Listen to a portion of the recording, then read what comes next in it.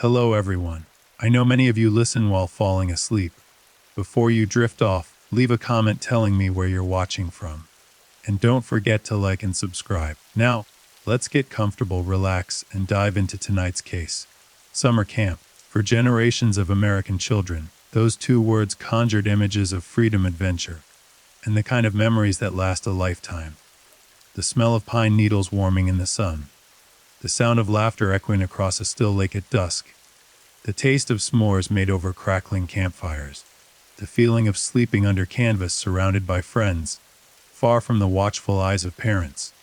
Summer camp was supposed to be a sacred space, a place where children could explore nature, test their independence, and return home with stories of midnight giggles and captured fireflies. In Oklahoma, Camp Scott was exactly that kind of place. Nestled in the rolling hills of Mayes County, near the small town of Locust Grove, the camp sprawled across 400 acres of beautiful wilderness. Ancient oak trees provided shade over well-worn trails. A spring-fed pond reflected the endless Oklahoma sky. Wooden cabins with screened windows stood in neat rows, waiting to be filled with the excited chatter of young girls. The camp had been operating since 1928, run by the Tulsa Area Girl Scout Council, and in nearly 50 years of operation, it had built a reputation as a wholesome, well-supervised retreat where girls could earn badges, learn outdoor skills, and forge friendships that would span decades. The summer of 1977 promised to be another successful season. Registration was strong. The counselors were trained and enthusiastic. The facilities had been inspected and approved.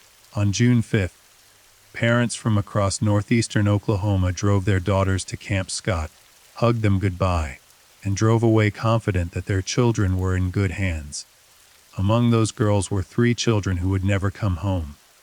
Lori Lee Farmer was 8 years old, the youngest victim of what would become one of Oklahoma's most haunting unsolved mysteries. She had soft blonde hair, bright eyes full of curiosity, and a smile that could light up any room. Lori was excited about camp, perhaps more excited than she'd ever been about anything. This was her first time at Camp Scott, her first real taste of independence away from her family. She'd packed her duffel bag carefully, making sure she had everything on the camp's suggested list. Flashlight check, sleeping bag check, bug spray check. Her parents watched her prepare with a mixture of pride and the bittersweet awareness that their little girl was growing up. Lori came from a loving home in Tulsa. Her father worked hard to provide for the family. Her mother was devoted, the kind of parent who volunteered at school events and never missed a recital or school play. Lori had siblings who adored her, friends who sought out her company, and teachers who praised her gentle nature and eagerness to learn. She was the kind of child who believed in the goodness of people, who approached the world with trust and wonder. She loved animals, especially horses, and dreamed of maybe becoming a veterinarian one day. She liked to draw, filling notebooks with careful sketches of flowers and butterflies. She was, in every sense, an innocent, a child still untouched by the cruelty that existed in the world. When her parents dropped her off at Camp Scott that Sunday afternoon, Lori hugged them tight, but not for too long. She was eager to join her tent mates to begin this grand adventure. Her mother watched her daughter skip toward the registration area, ponytail bouncing, and felt the normal parental anxiety. The what-ifs that plague every mother and father when they let their children out of sight. But she pushed those feelings down. This was Camp Scott. This was safe.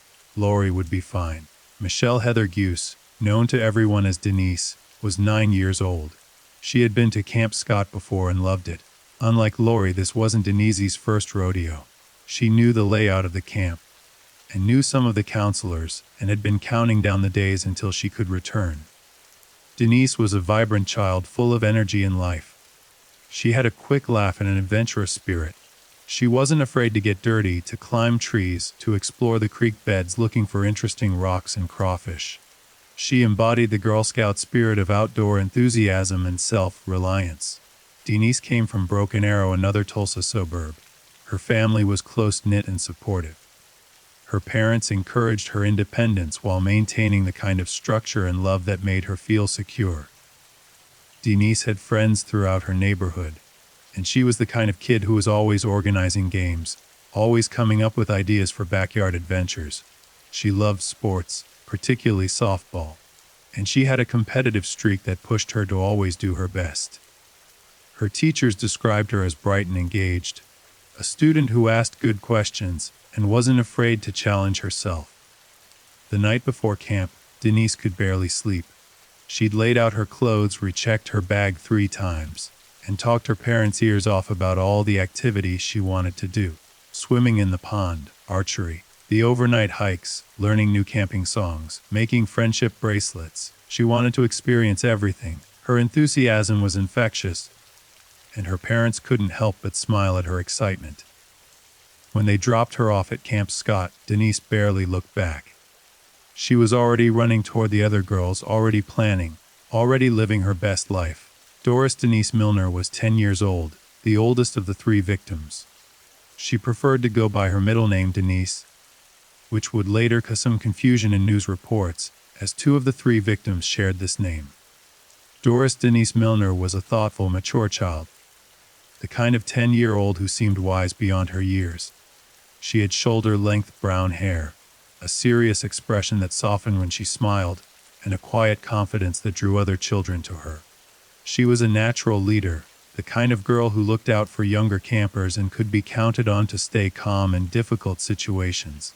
Milner, as she was sometimes called to distinguish her from Denise Goose, came from Tulsa.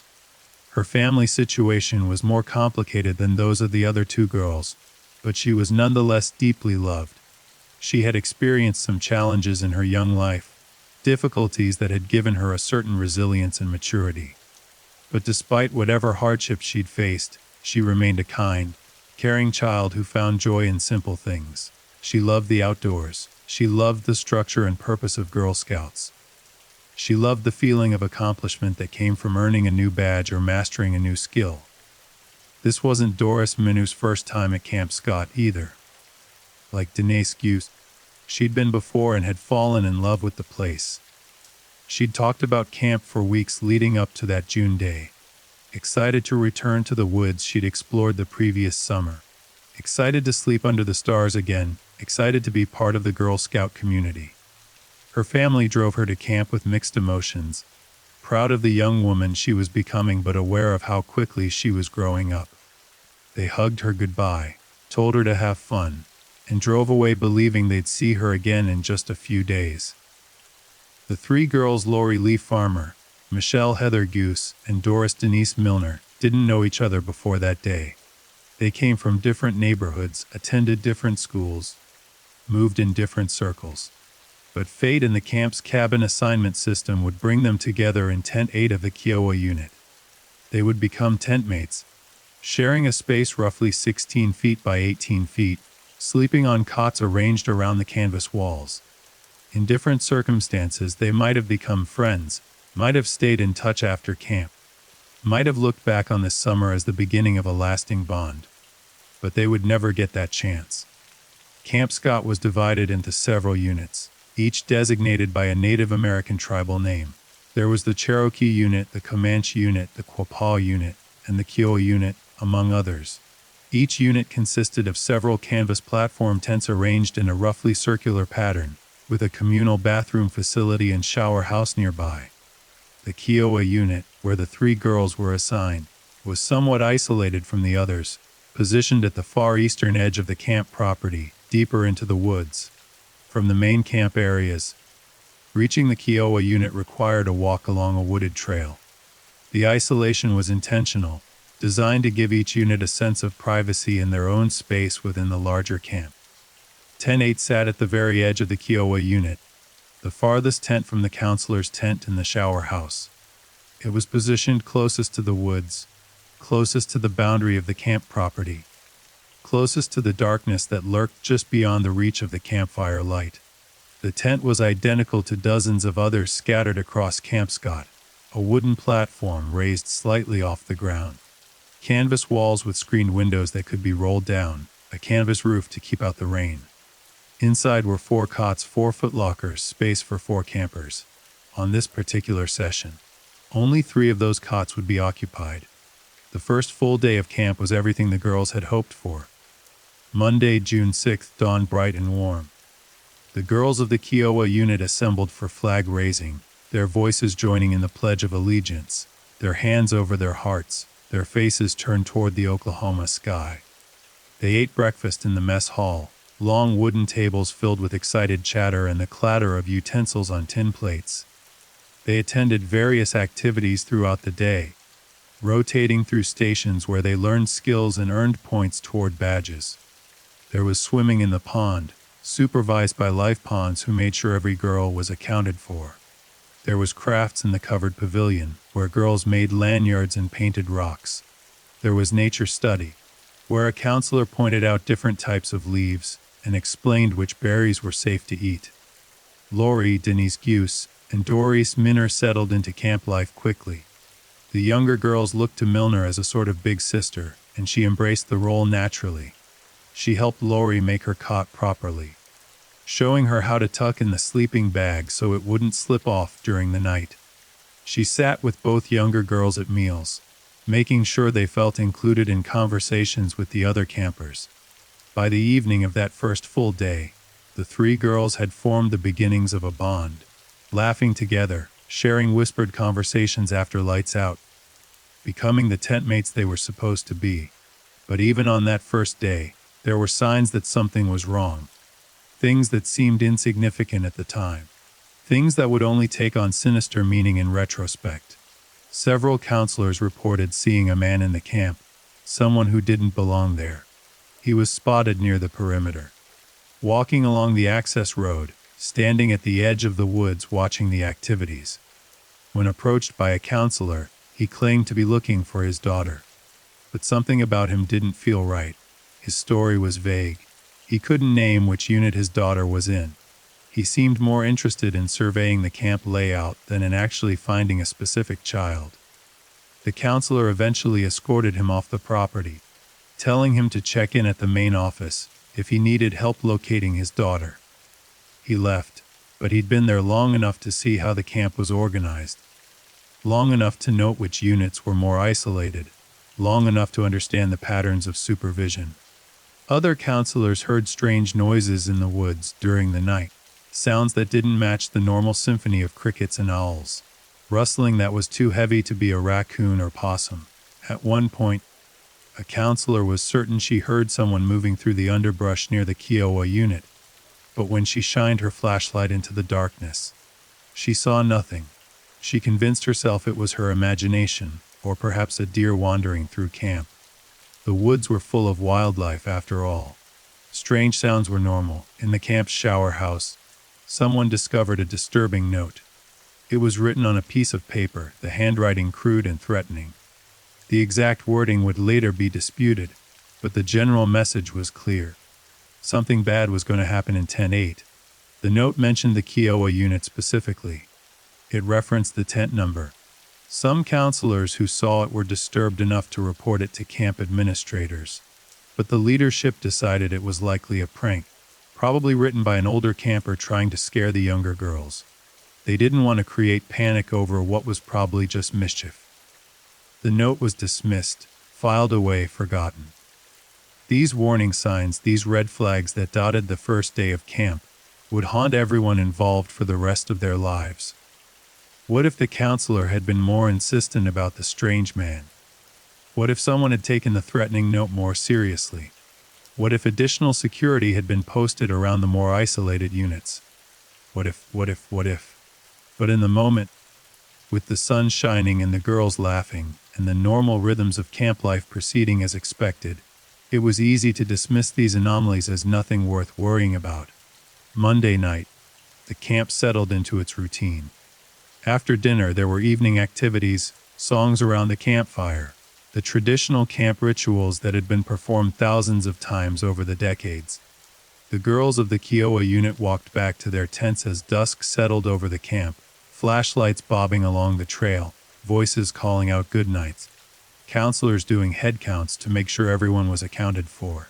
In 10-8, Lori, Denise Guse, and Doris Denise Milner prepared for bed, changing into pajamas, brushing their teeth, settling onto their cots.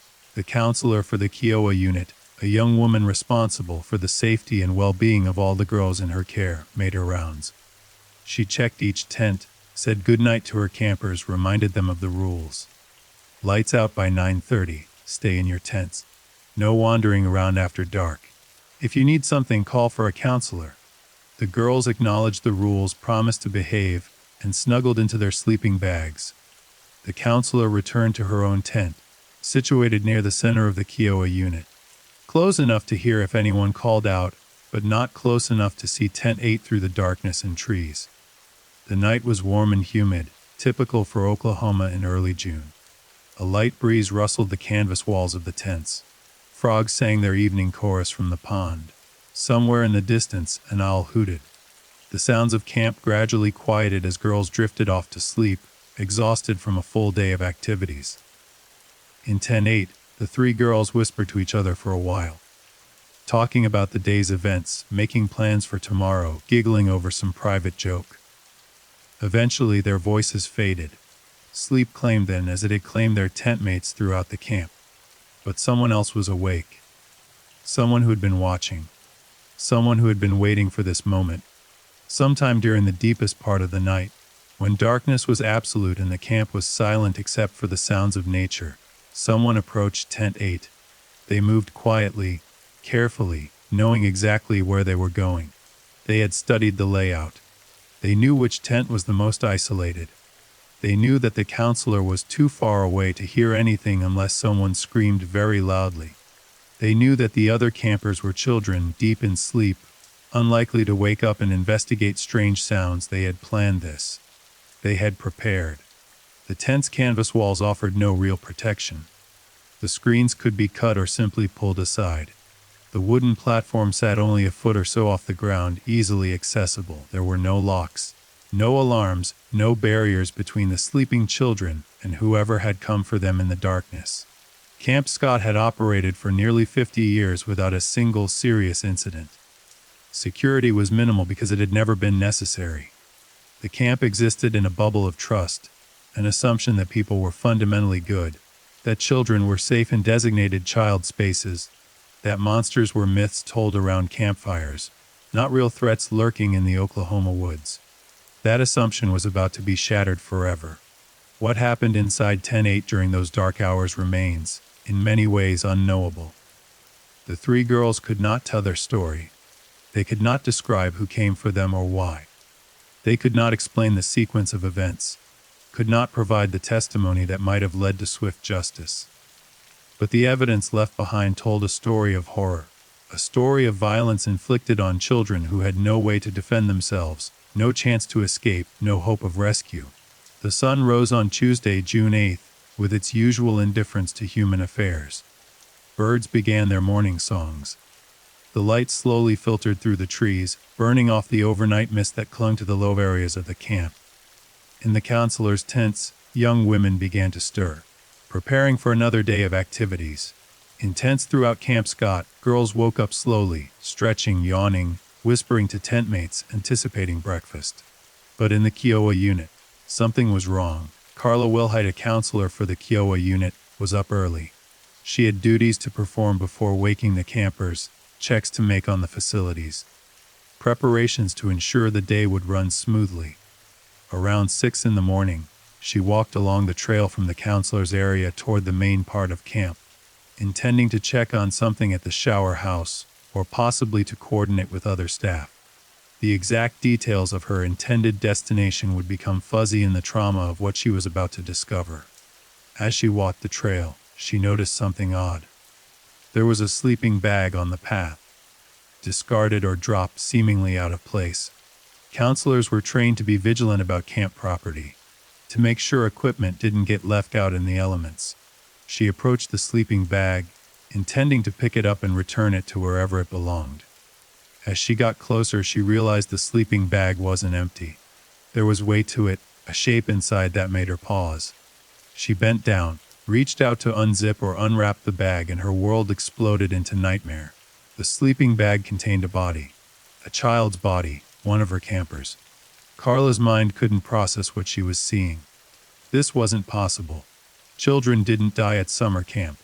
This had to be a mistake, a medical emergency, something explainable.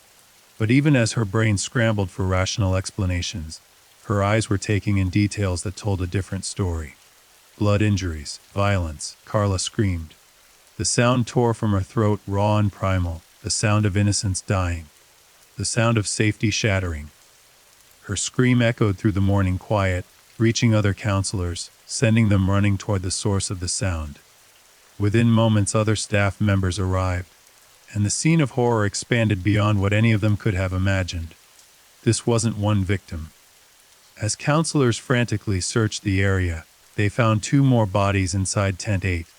The canvas walls that had failed to protect the girls now served as a shroud, hiding the carnage from immediate view, but unable to conceal it for long.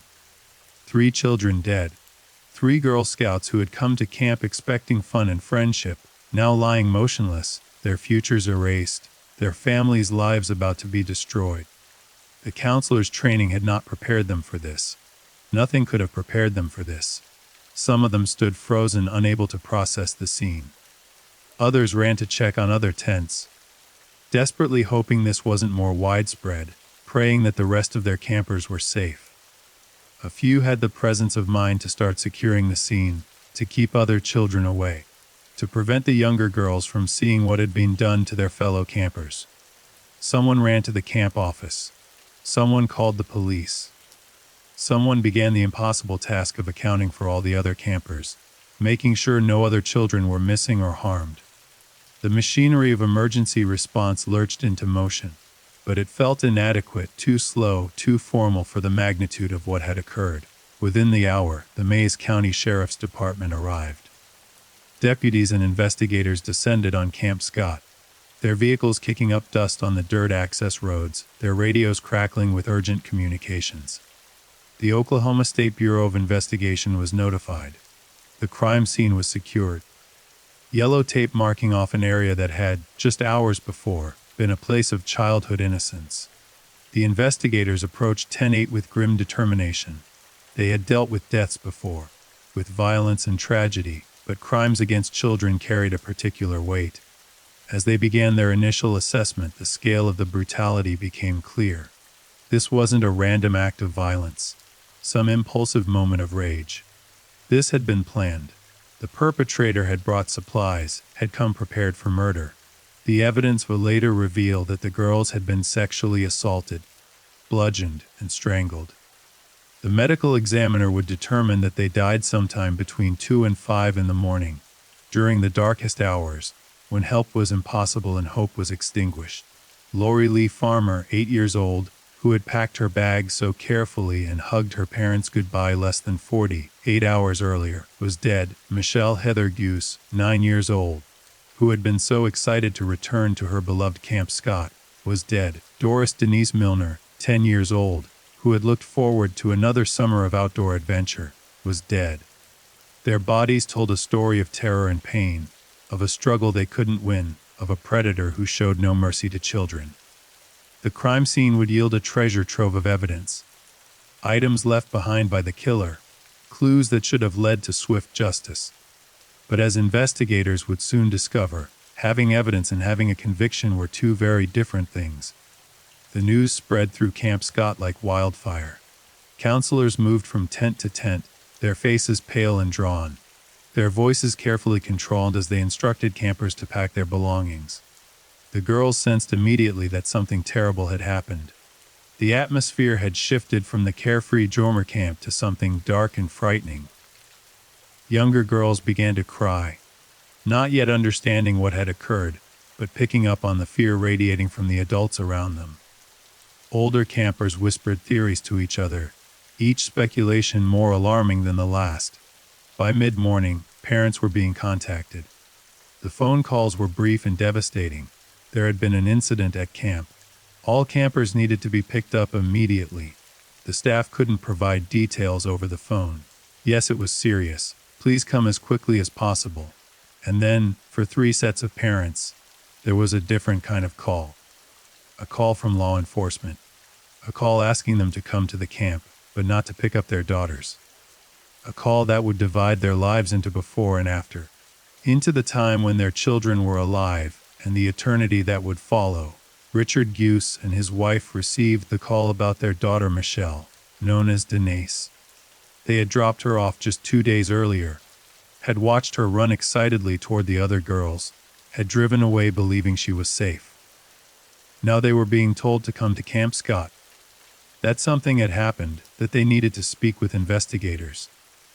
The Gooses made the drive in a state of numb terror, hoping against hope that there had been some mistake, that their Denise was fine, that this was all some horrible misunderstanding.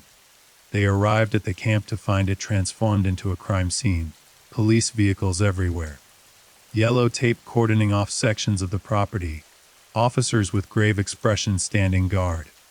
When they were told that their daughter was dead, that she had been murdered, Richard Goose's legs gave out. His wife's scream could be heard across the campgrounds. Their Denise, their vibrant, adventurous 9-year-old, was gone. The child who had been so excited about camp, who had barely been able to sleep the night before, who had hugged them goodbye with such enthusiasm, would never hug them again. They'd never hear her laugh, never watch her play softball, never see her grow into the remarkable woman she was meant to become. The future they had imagined for her, the life that had stretched ahead with infinite possibility, had been erased in the darkness of Tent 8.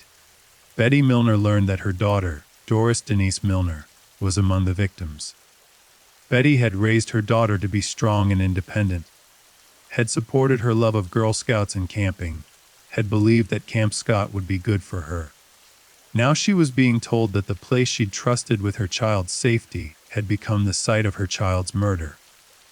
The guilt that would follow, the what-ifs and second-guessing, would haunt Betty for the rest of her life.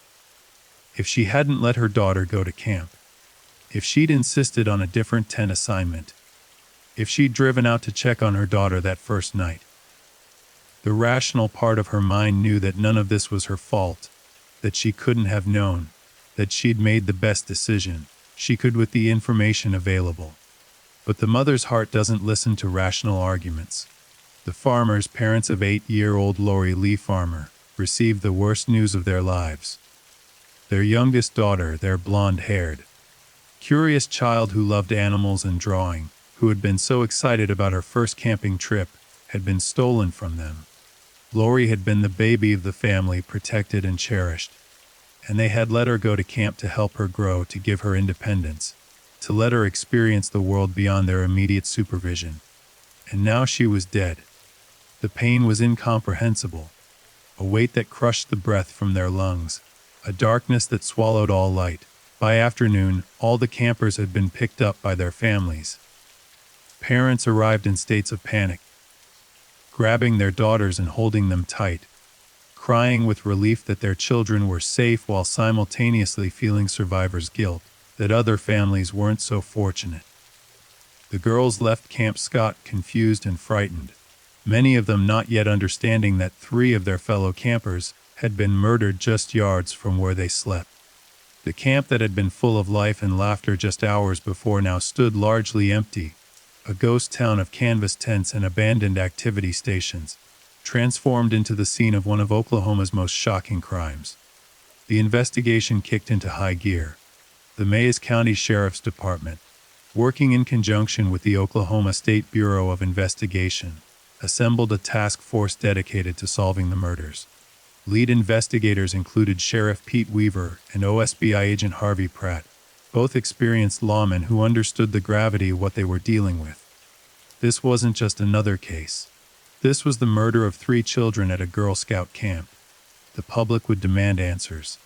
The media would scrutinize every move. And somewhere out there, a killer was on the loose.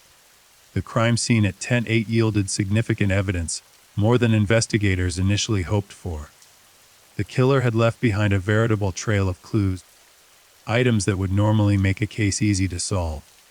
There was a flashlight found near the tent, a red flashlight that didn't belong to the camp or to any of the victims. It had been wiped clean of fingerprints, suggesting the perpetrator was forensically aware, but its mere presence indicated the killer had needed light to navigate the dark camp and commit the crimes. Investigators found pieces of cord and tape, materials used to bind and gag the victims. The cord appeared to be a type of rope that could be purchased at any hardware store, but it had distinctive characteristics that might help trace its origin.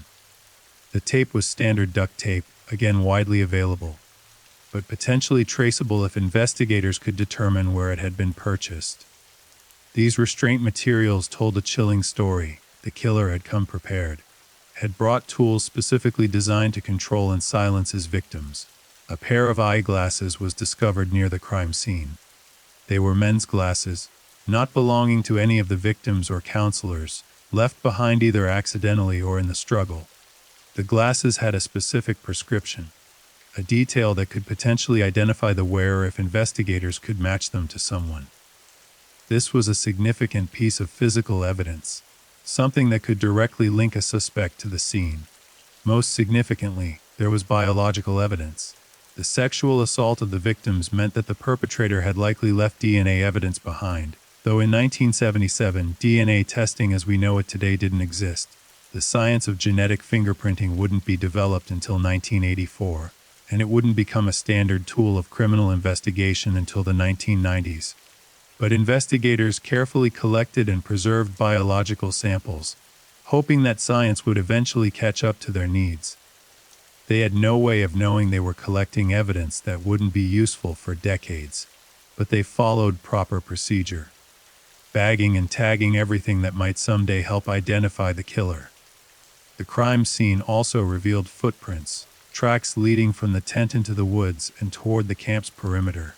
The prints were made by boots, and investigators made plaster casts to preserve the tread pattern and size. The boot prints suggested someone with fairly large feet, likely a man, who had approached and left the tent via a path through the woods rather than using the main camp trails. This indicated knowledge of the camp's layout and a deliberate attempt to avoid being seen.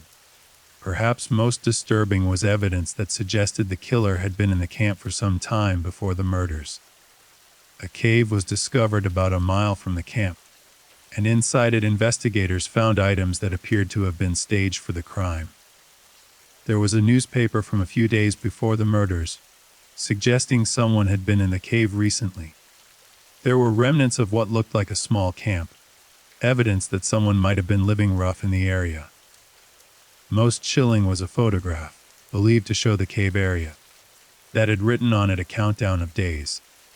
The implication was terrifying. The killer had been planning this, watching the camp, waiting for the right moment. As investigators interviewed counselors and camp staff, a picture began to emerge of the warning signs that had been ignored or dismissed.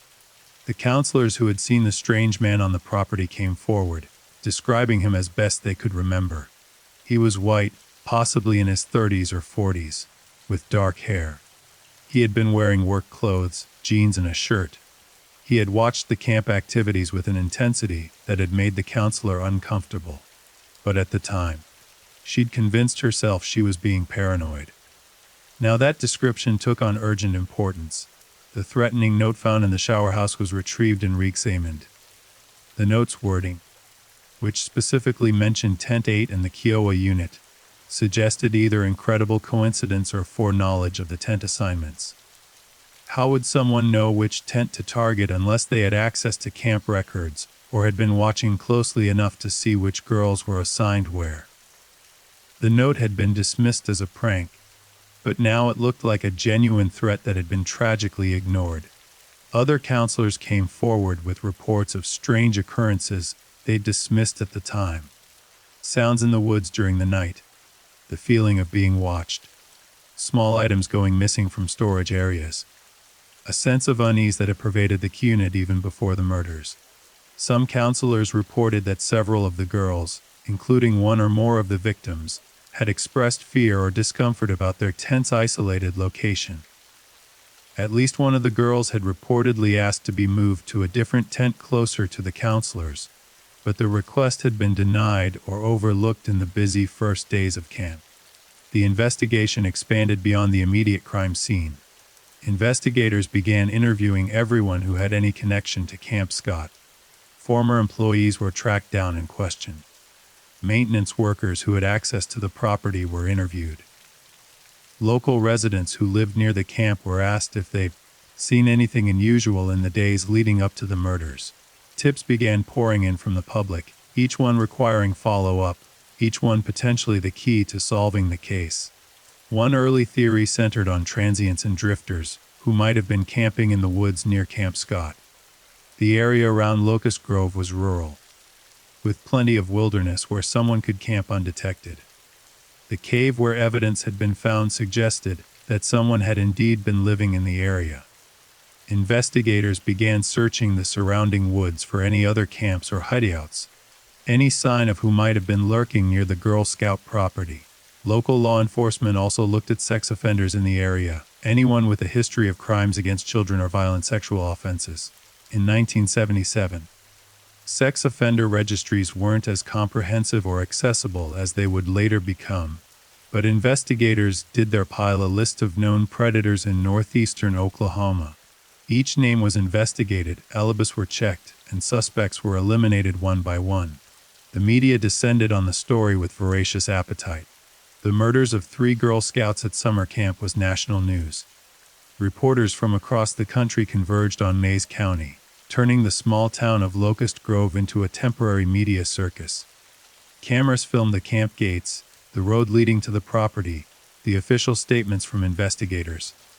Journalists interviewed anyone willing to talk, parents picking up their daughters, local residents shocked by the violence in their community, experts speculating on what kind of person could commit such a crime.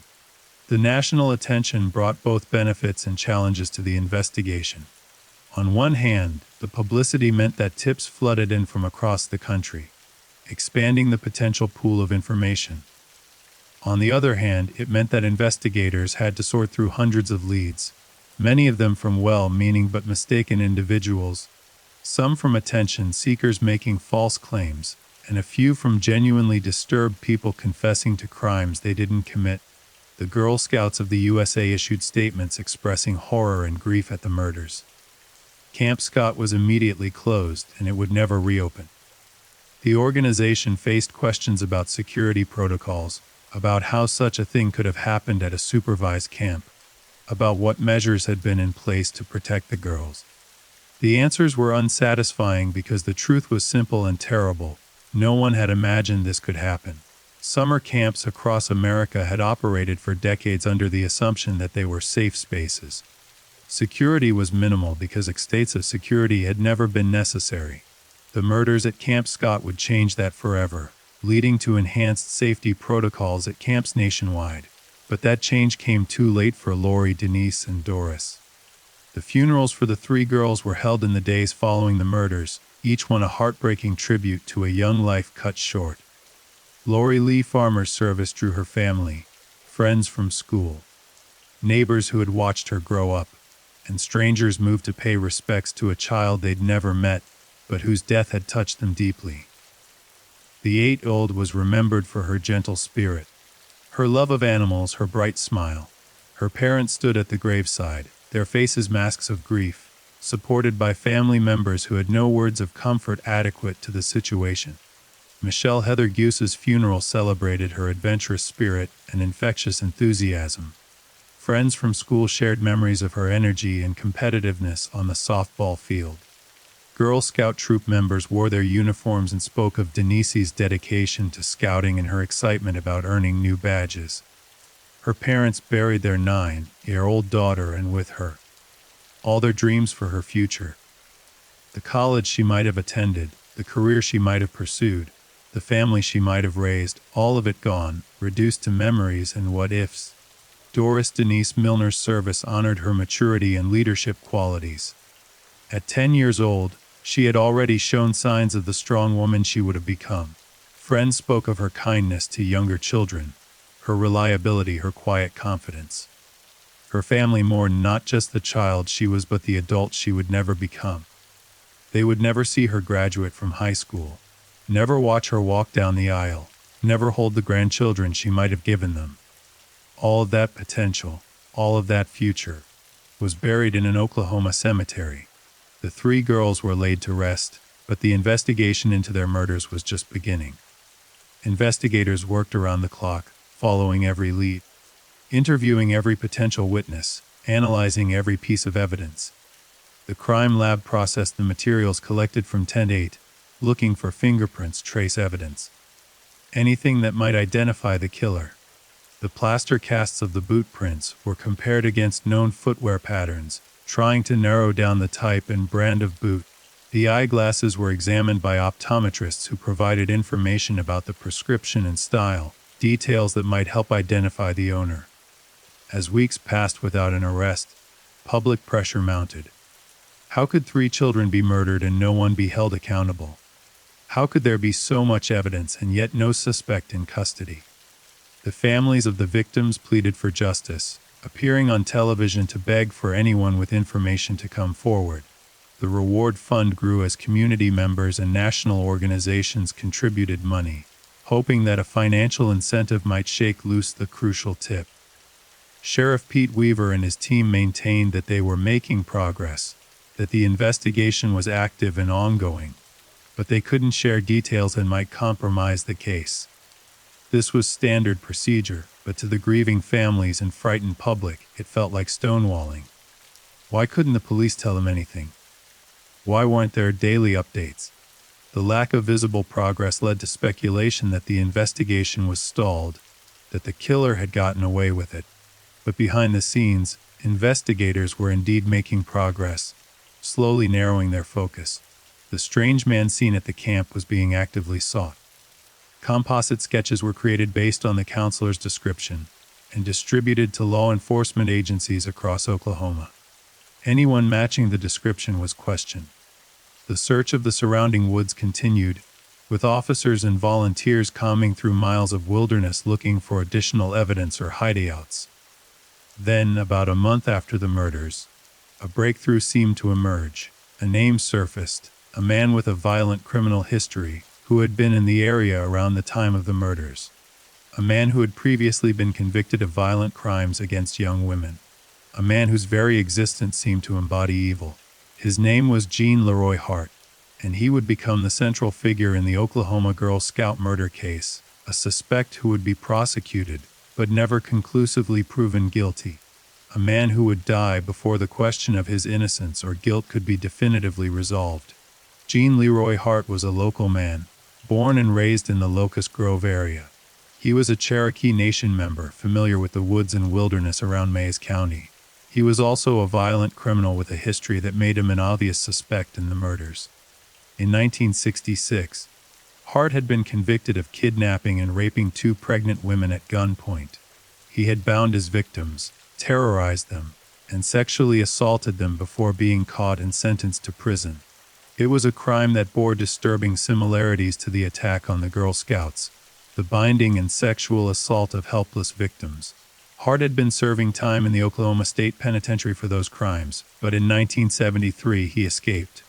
He'd been on the run ever since, evading capture for over 3 years, hiding in the very woods and caves around that investigators were now searching. Hart knew the area intimately, having grown up there. He knew where to hide, how to move undetected, how to survive in the wilderness. Local law enforcement had been searching for him periodically since his escape, but he'd always managed to stay one step ahead. Helped by family members and friends who provided him with supplies and information about police movements. When investigators learned that Leroy Hart had been at large in the area during the time of the murders, he immediately became the prime suspect. Here was a man with a history of violent sexual assault, a man who bound and terrorized his victims, a man who was familiar with the woods around Camp Scott, a man who had been living on the run and might have been desperate or angry enough to commit murder. The profile fit almost too perfectly. The search for Hart intensified. Investigators began interviewing his known associates, family members who might be sheltering him, friends who might know his whereabouts. Tips came in about sightings, each one investigated, each one leading to dead ends or near misses. Hart seemed to have an uncanny ability to evade capture, moving from hideout to hideout, always managing to slip away just before law enforcement arrived. The Cherokee community around Locust Grove found itself in a difficult position. Many members of the community had grown up with Hart, knew his family, and had complex feelings about his situation. Some believed he was innocent of the Girl Scout murders, that law enforcement was targeting him because of his race and his criminal history, not because of actual evidence. Others believed he was guilty and urged him to turn himself in. The case began to take on uncomfortable racial dimensions, with some viewing the investigation as an example of a justice system too quick to blame a Native American man, while others saw Hart as a dangerous criminal who needed to be caught regardless of his heritage. As summer turned to fall and fall to winter, the investigation continued. The families of the victims marked birthdays that their daughters would never celebrate, holidays that would forever be tainted by grief. Lori Lee Farmer would have turned 9 in September. Her parents couldn't bear to celebrate, couldn't bring themselves to acknowledge the day that should have been joyful, but now only highlighted the absence of their daughter. Michelle Heather Goose's family faced similar painful milestones, each one a reminder of what they'd lost.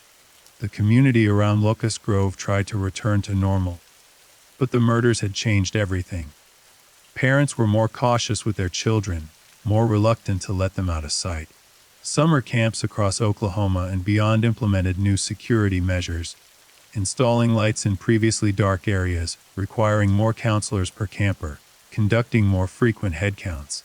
The innocence of summer camp, the assumption of safety in designated child spaces, had been shattered. Camp Scott remained closed, its tents empty, its trails growing over with weeds.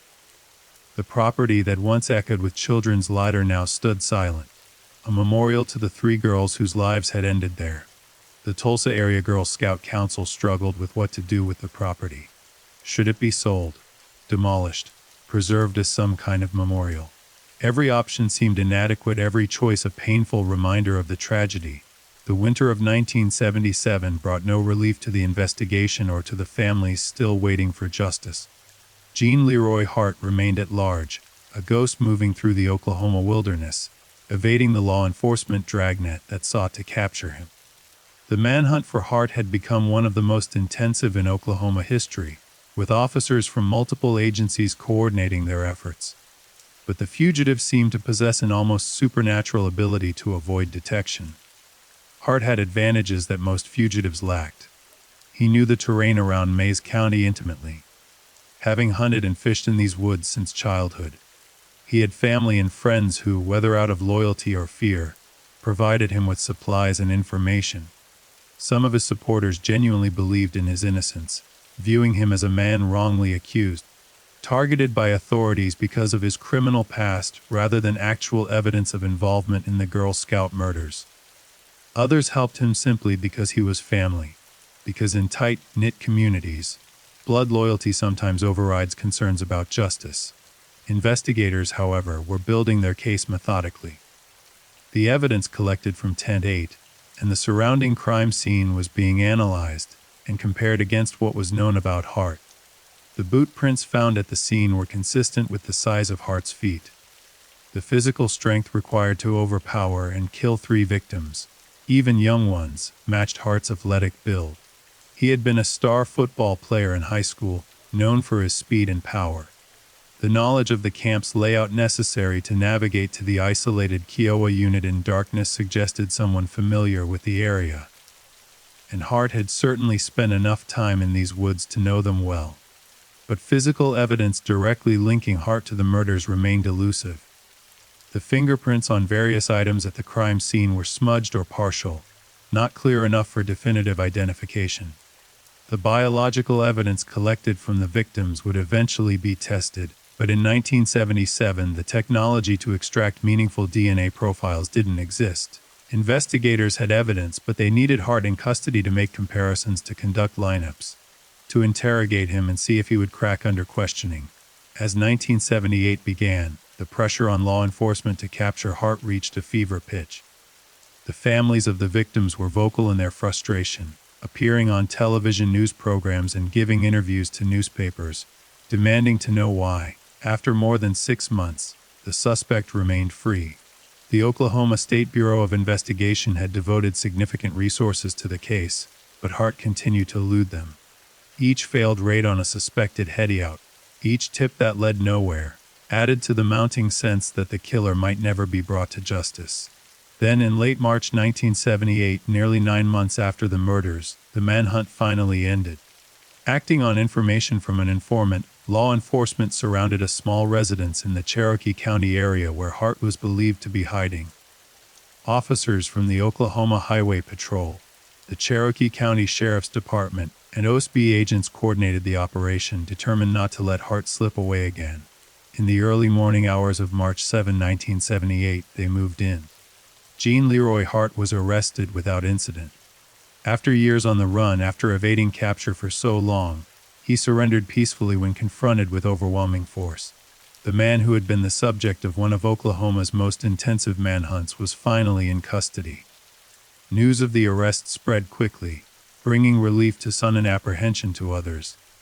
Relief that the suspect was finally caught, apprehension about whether the evidence would be sufficient to convict him. Hart's arrest was front-page news across Oklahoma and made national headlines as well.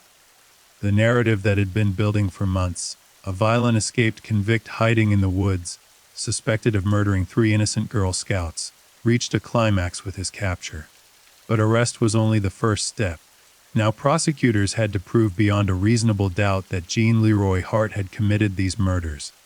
Hart was transported to jail under heavy security, with officers concerned about potential violence either from supporters who believed in his innocence or from vigilantes who wanted to exact their own justice. He was held without bond, charged with 3 counts of first-degree murder. When he appeared in court for his initial hearing, Hart maintained his innocence, looking directly at the judge and stating clearly that he had nothing to do with the deaths of those girls. The legal proceedings began to take shape.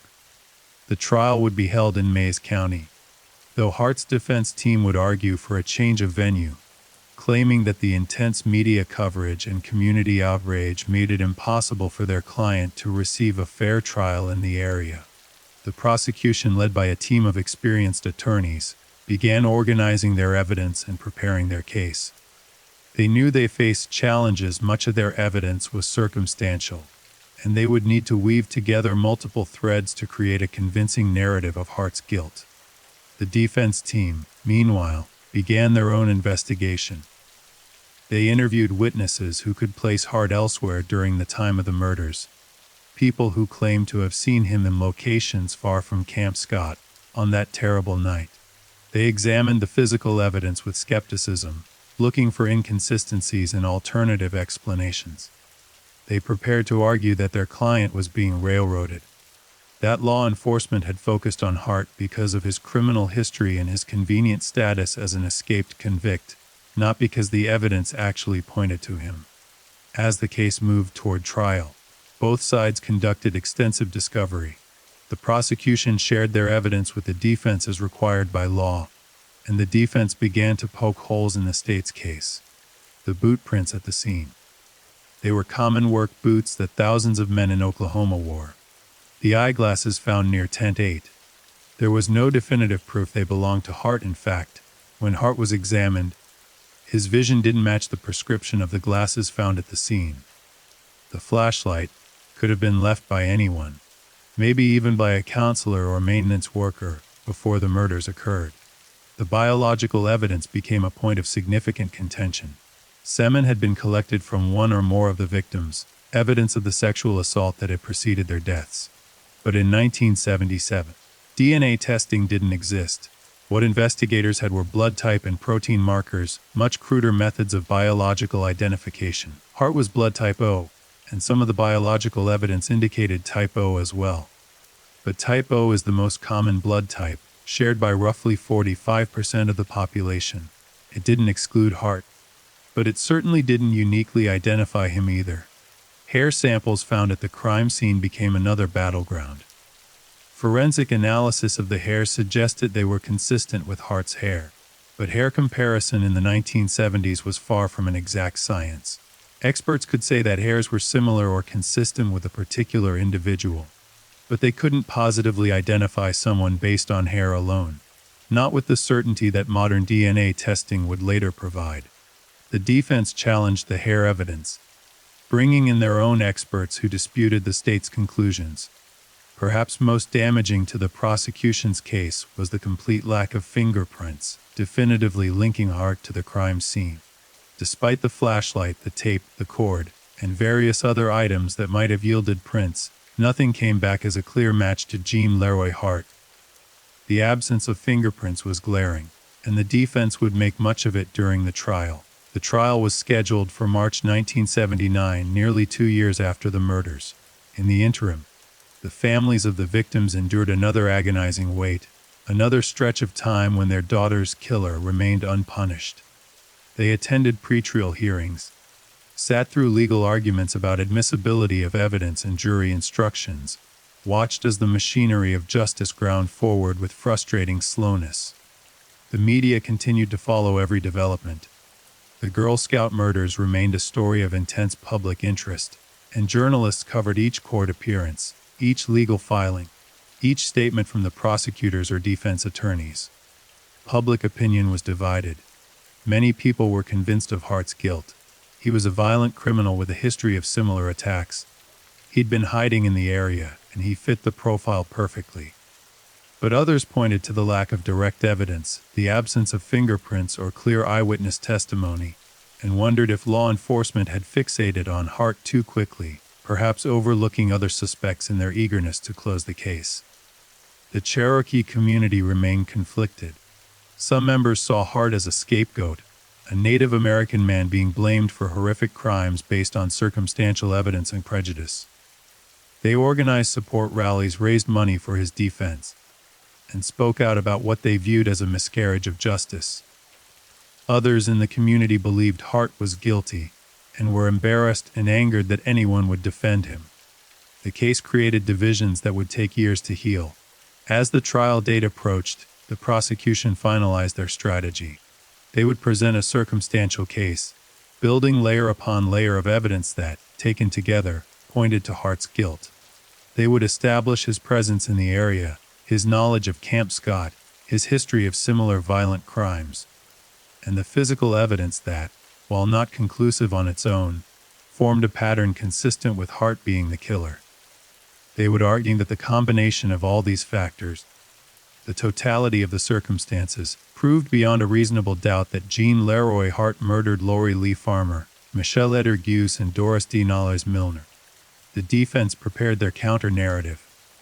They would argue that Hart, while admittedly a criminal, was not the monster who killed these girls. They would point to the lack of direct evidence, the absence of fingerprints, the questionable reliability of hair comparison and blood typing. They would present alibi witnesses who would testify that Hart was elsewhere when the murders occurred. They would suggest that law enforcement, under immense pressure to solve a high-profile case, had rushed to judgment, settling on Hart as the suspect because he was convenient, not because the evidence truly pointed to him. The trial began on March 19, 1979 in the Mayes County Courthouse. The courtroom was packed with media, family members of the victims, supporters of Hart, and curious members of the public who had followed the case for nearly 2 years. Security was tight, with deputies stationed throughout the courthouse, concerned about potential outbursts or violence. The judge, presiding over what would be one of the most significant trials in Oklahoma history, set strict ground rules for courtroom and media coverage. Jury selection took several days. Both sides exercised their challenges carefully, with the prosecution looking for jurors who would be able to handle the disturbing evidence about crimes against children, while not being so emotionally affected they couldn't be objective. The defense sought jurors who would demand hard evidence, who wouldn't be swayed by emotional appeals or Hart's criminal history, who would hold the state to its burden of proving guilt beyond a reasonable doubt. Eventually, 12 jurors and several alternates were seated, and the trial proper began. The prosecution's opening statement laid out their case in stark terms. They described the peaceful scene at Camp Scott on that June evening in 1977. The 3 innocent girls settling into their sleeping bags, completely unaware of the horror approaching through the darkness. They described the violence inflicted on the children, the terror they must have felt, the suffering they endured. They promised to prove that Jean Leroy Hart was the man responsible, that the evidence would show his involvement, that justice demanded his conviction. The defense's opening statement urged caution and careful consideration. They acknowledged the tragedy of what had happened to the 3 girls, the grief of their families, the community's anger and desire for justice. But they warned that convicting an innocent man would be a second tragedy, that Leroy Hart was being accused of crimes he didn't commit, that the state's case was built on speculation and weak circumstantial evidence rather than solid proof. They asked the jury to look past their natural emotional reaction to the crimes and focus solely on whether the prosecution could actually prove Hart's guilt. The state called its first witnesses, beginning with the counselors who had discovered the bodies. Carla Wilhite took the stand and described finding the sleeping bag on the trail, the moment of realization that there was a body inside, the horror that followed. She broke down crying as she testified, the trauma of that morning still fresh even 2 years later. Other counselors described the scene at 10:08, the evidence that 3 children had been murdered while they slept just yards away, unaware and unable to help. The medical examiner testified about the victim's injuries, the cause of death, the evidence of sexual assault. This testimony was difficult for everyone in the courtroom, but it was necessary to establish the nature of the crimes. The jurors listened with grave faces, several of them visibly affected by the clinical description of what had been done to the children. The families of the victims had to sit through this recitation of horror, hearing the details of their daughter's final moments, facing once again the brutal reality of their loss.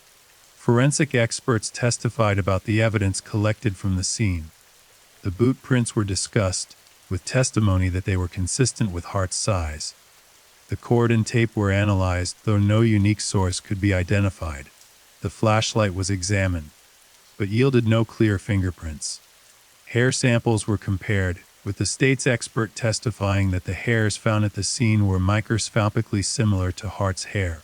Though he had to admit under cross-examination that hair comparison alone couldn't positively identify someone, the biological evidence was presented, with testimony about blood types and protein markers. The state's expert explained that the samples collected were consistent with Hart, but under aggressive cross-examination by the defense, had to concede that these markers were also consistent with a significant percentage of the general population. The defense made sure the jury understood that consistent with was very different from definitively proves. Witnesses testified about seeing Hart in the area around the time of the murders. Some claimed to have seen him near Camp Scott in the days leading up to the crime. Others testified about his behavior after the murders, reporting that he seemed nervous or on edge.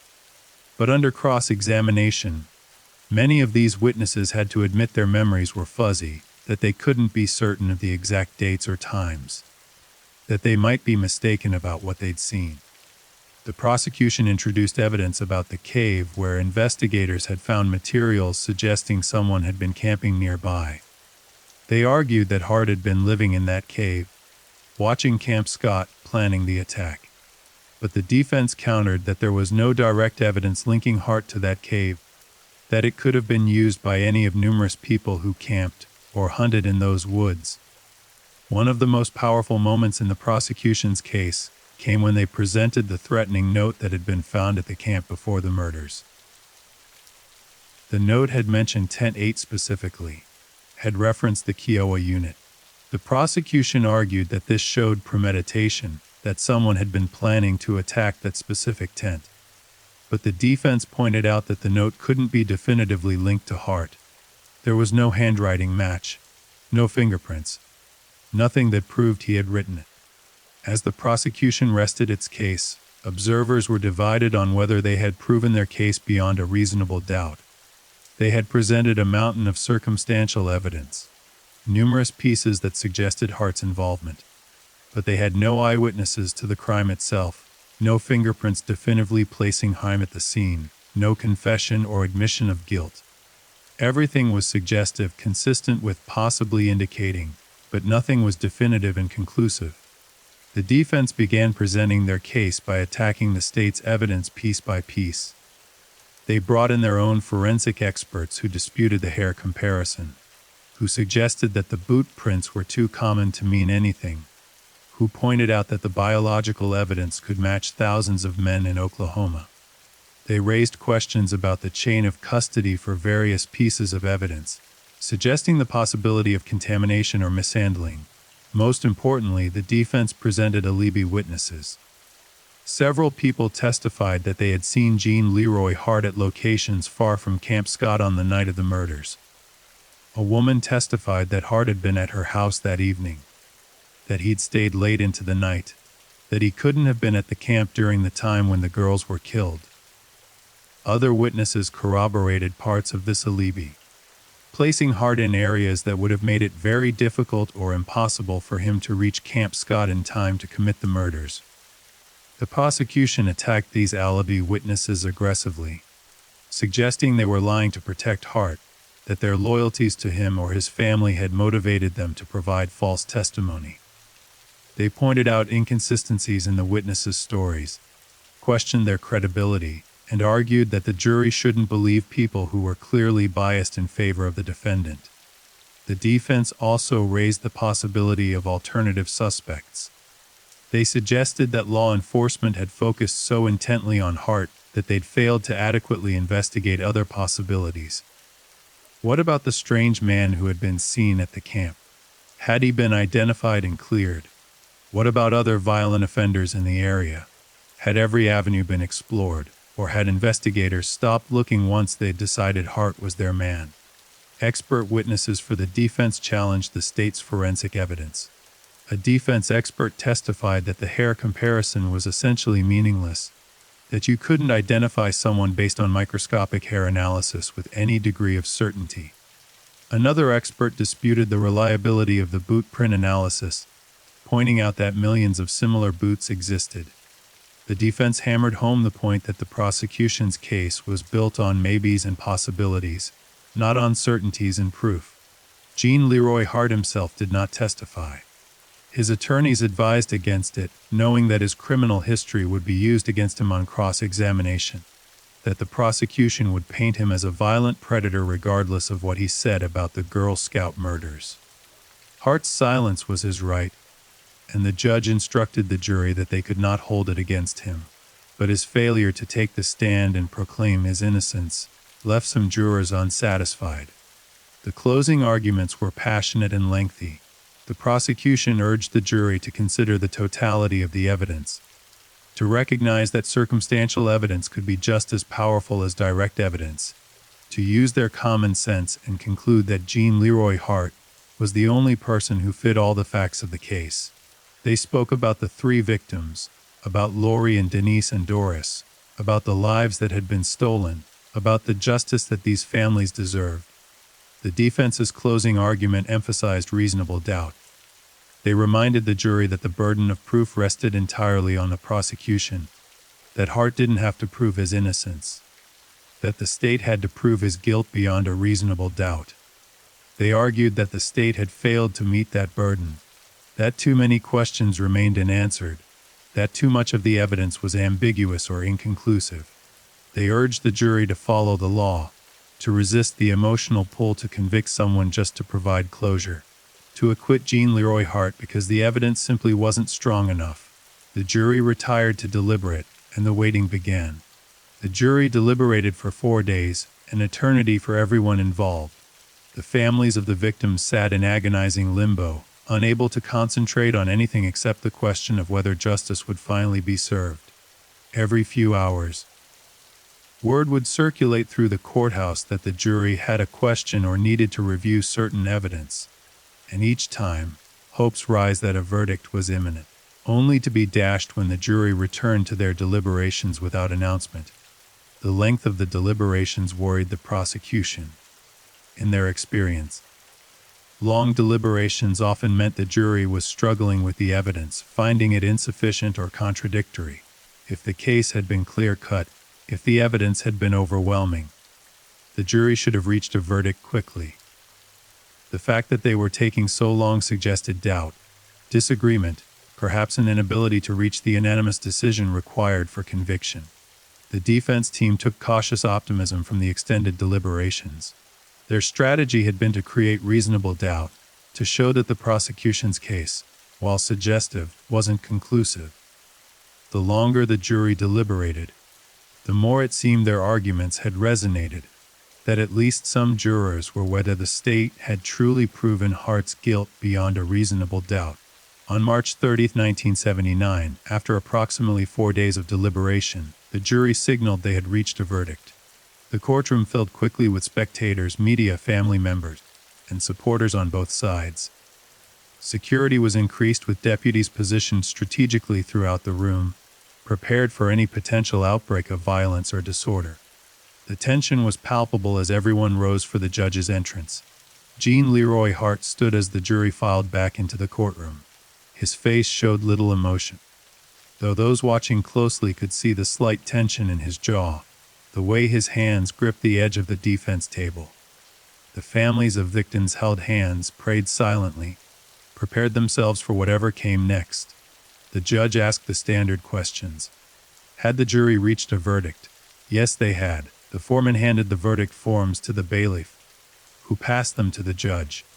The judge reviewed them silently, his face giving away nothing, then handed them back to be read aloud. On the charge of murdering Lori Lee Farmer, not guilty. On the charge of murdering Michelle Heather Goose, not guilty. On the charge of murdering Doris Denise Milner, not guilty. Supporters of Hart cheered and embraced each other, relieved that the man they believed was innocent had been vindicated. The families of the victims reacted with shock and anguish, crying angry outbursts. Questions shouted at the jury about how they could let a murderer go free. The judge gabbled for order, threatening to clear the courtroom if people couldn't control themselves. Richard Goose, father of 9-year-old Michelle, sat stunned, unable to process what he'd just heard. They had waited nearly 2 years for this trial. They had sat through weeks of testimony. They had listened to the evidence, believed the prosecution's case was strong, and now the jury was saying that the man accused of killing his daughter was not guilty. It was incomprehensible. His wife wept openly, her grief compounded by this new trauma of denied justice. The Farmers and Betty Milner experienced similar devastation. They had believed Leroy Hart was guilty. The prosecution had seemed confident. The evidence, while circumstantial, had seemed compelling. And yet 12 jurors have looked at that same evidence and concluded that it wasn't enough. The verdict didn't mean Hart was innocent. It meant the state hadn't proven he was guilty. But to the families, it felt like their daughters had been murdered all over again. This time by a justice system that had failed them. Hart was released from custody on the murder charges, though he remained in legal jeopardy on other matters. He still owed time on his original sentence for the 1966 rape and kidnapping convictions, the sentence he'd been serving when he escaped in 1973. He would be returned to prison to complete that sentence, but he would not spend a single day behind bars for the murders of the 3 Girl Scouts. In the aftermath of the verdict, both sides offered explanations for the outcome. The prosecution expressed disappointment, but maintained their belief that they had prosecuted the right man. They argued that the evidence, taken as a whole, pointed to Hart's guilt, but acknowledged that the jury had spoken and that the system had worked as designed. They would not retry Hart, double jeoparding from charging him again for the same crimes. The defense declared victory and proclaimed Hart's innocence. They argued that the verdict showed the dangers of rushing to judgment, of targeting someone based on their criminal history rather than solid evidence. They thanked the jury for carefully and reaching the only verdict supported by the facts. Legal experts analyzed the case, offering various theories about why the jury had acquitted. Some pointed to the lack of direct physical evidence definitively linking Hart to the crime scene, the absence of clear fingerprints, the ambiguity of the hair and biological evidence, the questions about the reliability of eyewitness identification. All of these factors had created enough doubt in the jurors' minds to prevent conviction. Others suggested that the defense's alibi witnesses had been effective, creating the possibility that Hart simply wasn't at Camp Scott when the murders occurred. If even 1 or 2 jurors believed those witnesses, believed that Hart had been elsewhere that night, they would have been unable to vote for conviction. The racial dynamics of the case also came under scrutiny. Some observers believed that Hart's Native American heritage had played a role in the verdict, though in which direction was debated. Some argued that subconscious bias against Native Americans might have made it easier for law enforcement and prosecutors to target Hart without sufficient evidence, and that the jury had rightfully pushed back against this prejudice. Others suggested that sympathy for a Native American defendant, or unwillingness to convict based on what some saw as stereotyping, had influenced the jury's decision. The families of the victims struggled to accept the verdict. They gave interviews expressing their frustration and continued belief in Hart's guilt. They felt betrayed by a system that had promised justice, but delivered what they saw as a technicality-driven acquittal. The pain of losing their daughters was now compounded by the pain of seeing no one held accountable for those losses. The community of Locust Grove and the broader Oklahoma public were divided. Many people believed the jury had gotten it wrong, that Hart was obviously guilty and had escaped justice due to legal maneuvering and insufficient evidence presentation. Others respected the jury's decision, acknowledging that reasonable doubt had been established, that convicting someone without sufficient proof would have been a miscarriage of justice. The Oklahoma State Bureau of Investigation faced criticism for their handling of the investigation. Questions were raised about whether they had focused too narrowly on Hart to the exclusion of other suspects, whether they had adequately pursued all leads, whether the crime scene had been properly preserved and analyzed. The agency defended their work, pointing out that they had conducted one of the most thorough investigations in state history. But the acquittal inevitably raised doubts about whether something had been missed. Leroy Hart returned to prison to complete his sentence on the earlier convictions. He maintained his innocence regarding the Girl Scout murders, telling anyone who would listen that he had been wrongly accused, that the real killer remained free. His supporters continued their advocacy, some of them working to help him gain parole on his remaining sentence, but Hart would never leave prison alive. On June 4, 1979, just 2 months after his acquittal, Leroy Hart died of a heart attack while in the prison exercise yard. He was only 35 years old. The suddenness of his death shocked everyone, raising immediate questions and conspiracy theories. Some of Hart's supporters suggested he had been murdered, poisoned by authorities angry about his acquittal. They demanded an autopsy and investigation into the circumstances of his death. An autopsy was performed, and medical examiners concluded that Hart had died of natural causes, specifically a massive heart attack. There was no evidence of foul play, no indication that his death had been anything other than a tragic medical event. Hart had a history of heart problems and was overweight, both risk factors for cardiac events. The medical findings seemed straightforward, but conspiracy theories persisted. How convenient that Hart died just weeks after being acquitted, before he could potentially give interviews or write a book about his experiences. How suspicious that a relatively young man would suddenly drop dead of a heart attack. For those convinced of Hart's guilt, his death brought a measure of relief. Guilty or innocent in the eyes of the law, Hart would never hurt anyone again. For those convinced of his innocence, his death was another tragedy. The loss of a man they believed had been wrongly persecuted. Hart's death also meant that the question of his guilt or innocence would never be fully resolved. There would be no appeals, no possibility of new evidence emerging that might definitively prove or disprove his involvement. The case would remain forever in a state of legal and moral ambiguity, with believers on both sides but no final answer. The families of the victims were denied even the satisfaction of seeing Hart serve time for the earlier rape convictions. He was dead, beyond the reach of earthly justice, beyond punishment or redemption. The mothers and fathers of Lori, Denise, and Doris left with their grief and their unanswered questions. In the years following the trial and Hart's death, various individuals continued to investigate the case independently. Journalists wrote articles and books examining the evidence, interviewing witnesses, trying to determine whether Hart had truly been the killer or whether the real murderer had escaped justice. Some of these investigations concluded that Hart was indeed guilty, that the jury had made a mistake in acquitting him. Others found the evidence against Hart less convincing and raised the possibility of alternative suspects. One persistent alternative theory centered on the strange man who had been seen at the camp on the day of the murders. This individual had never been definitively identified. Some investigators wondered if law enforcement had adequately pursued this lead, or if they had become so focused on Hart that they'd let other possibilities slip away. Who was this man who had been watching the camp? Who had asked about his daughter but couldn't provide specifics? Who had disappeared before he could be properly questioned? Another line of inquiry focused on whether the crime might have been committed by someone connected to the camp itself, a former employee, a maintenance worker, someone with intimate knowledge of the camp's layout and operations. The isolated location of Tent 8, the specific mention that tent, the threatening note found before the murders, suggested someone with inside knowledge. While Jean Leroy Hart was familiar with the area generally, did he know enough about the camp's specific organization to target that particular tent?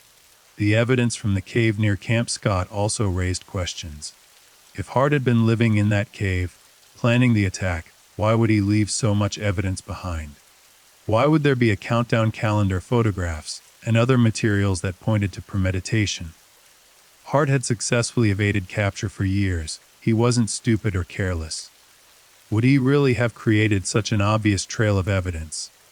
Some investigators suggested the possibility that more than one person might have been involved in the murders. The crime scene suggested significant violence against 3 victims in a relatively short time frame. While it was certainly possible for one person to have committed all 3 murders, some wondered if an accomplice might have been present. This would explain some of the conflicting evidence, some of the timeline issues that never quite added up. The biological evidence collected from the crime scene remained stored, preserved but unusable with the technology of the 1970s and 1980s. As DNA testing technology advanced through the 1990s and into the 2000s, the families of the victims and some investigators hoped that this evidence might finally provide definitive answers. If the DNA could be extracted and profiled, it could potentially identify the killer with near certainty, or definitively exclude suspects like Jean Leroy Hart. In 2008, nearly 30 years after the murders, advances in DNA technology finally made it possible to attempt testing of the biological evidence. The Oklahoma State Bureau of Investigation, working with the family's cooperation, submitted samples for advanced DNA analysis. The results were eagerly awaited by everyone who had followed the case over the decades.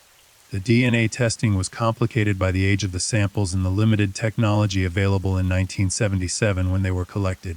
DNA degrades over time, and the techniques used to preserve biological evidence in the 1970s weren't designed with future DNA testing in mind. Nevertheless, forensic experts were able to extract partial DNA profiles from some of the evidence. When the results came back, they were frustratingly inconclusive. The DNA evidence was consistent with Jean Leroy Hart being the source of some of the biological material found at the crime scene. However, due to the degraded nature of the samples and the limitations of the testing, the results couldn't be stated with absolute certainty. The experts could say that Hart could not be excluded as a contributor to the DNA profiles, but they couldn't say definitively that he was the source, to the exclusion of all other possibilities. For those convinced of Hart's guilt, the DNA results provided validation. See, they said, the DNA is consistent with Hart.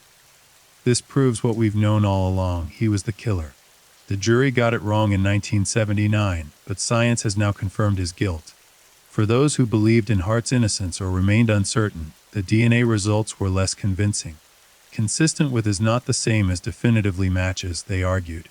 The degraded samples, the partial profiles, the inability to completely exclude other contributors, all of this meant the DNA evidence, while interesting, wasn't the smoking gun that would settle the question once and for all. The 2008 DNA results reignited public interest in the case. Media outlets revisited the story, interviewing the now adult survivors of Camp Scott, the retired investigators who had worked the case, the families of the victims who had lived with their loss for more than 3 decades. Documentaries were produced, examining the evidence and presenting various theories about what really happened that night in Tent 8. The families of the victims remained divided in their certainty. Some were convinced beyond any doubt that Jean Leroy Hart had killed their daughters, and that his acquittal had been a miscarriage of justice. Others, while believing Hart was the most likely suspect, acknowledged that absolute certainty would never be possible, that some questions would remain forever unanswered. Betty Milner, mother of Doris Denise Milner, spent decades seeking answers and advocating for her daughter's memory. She gave interviews, participated in documentaries, and worked with investigators to keep the case in the public eye.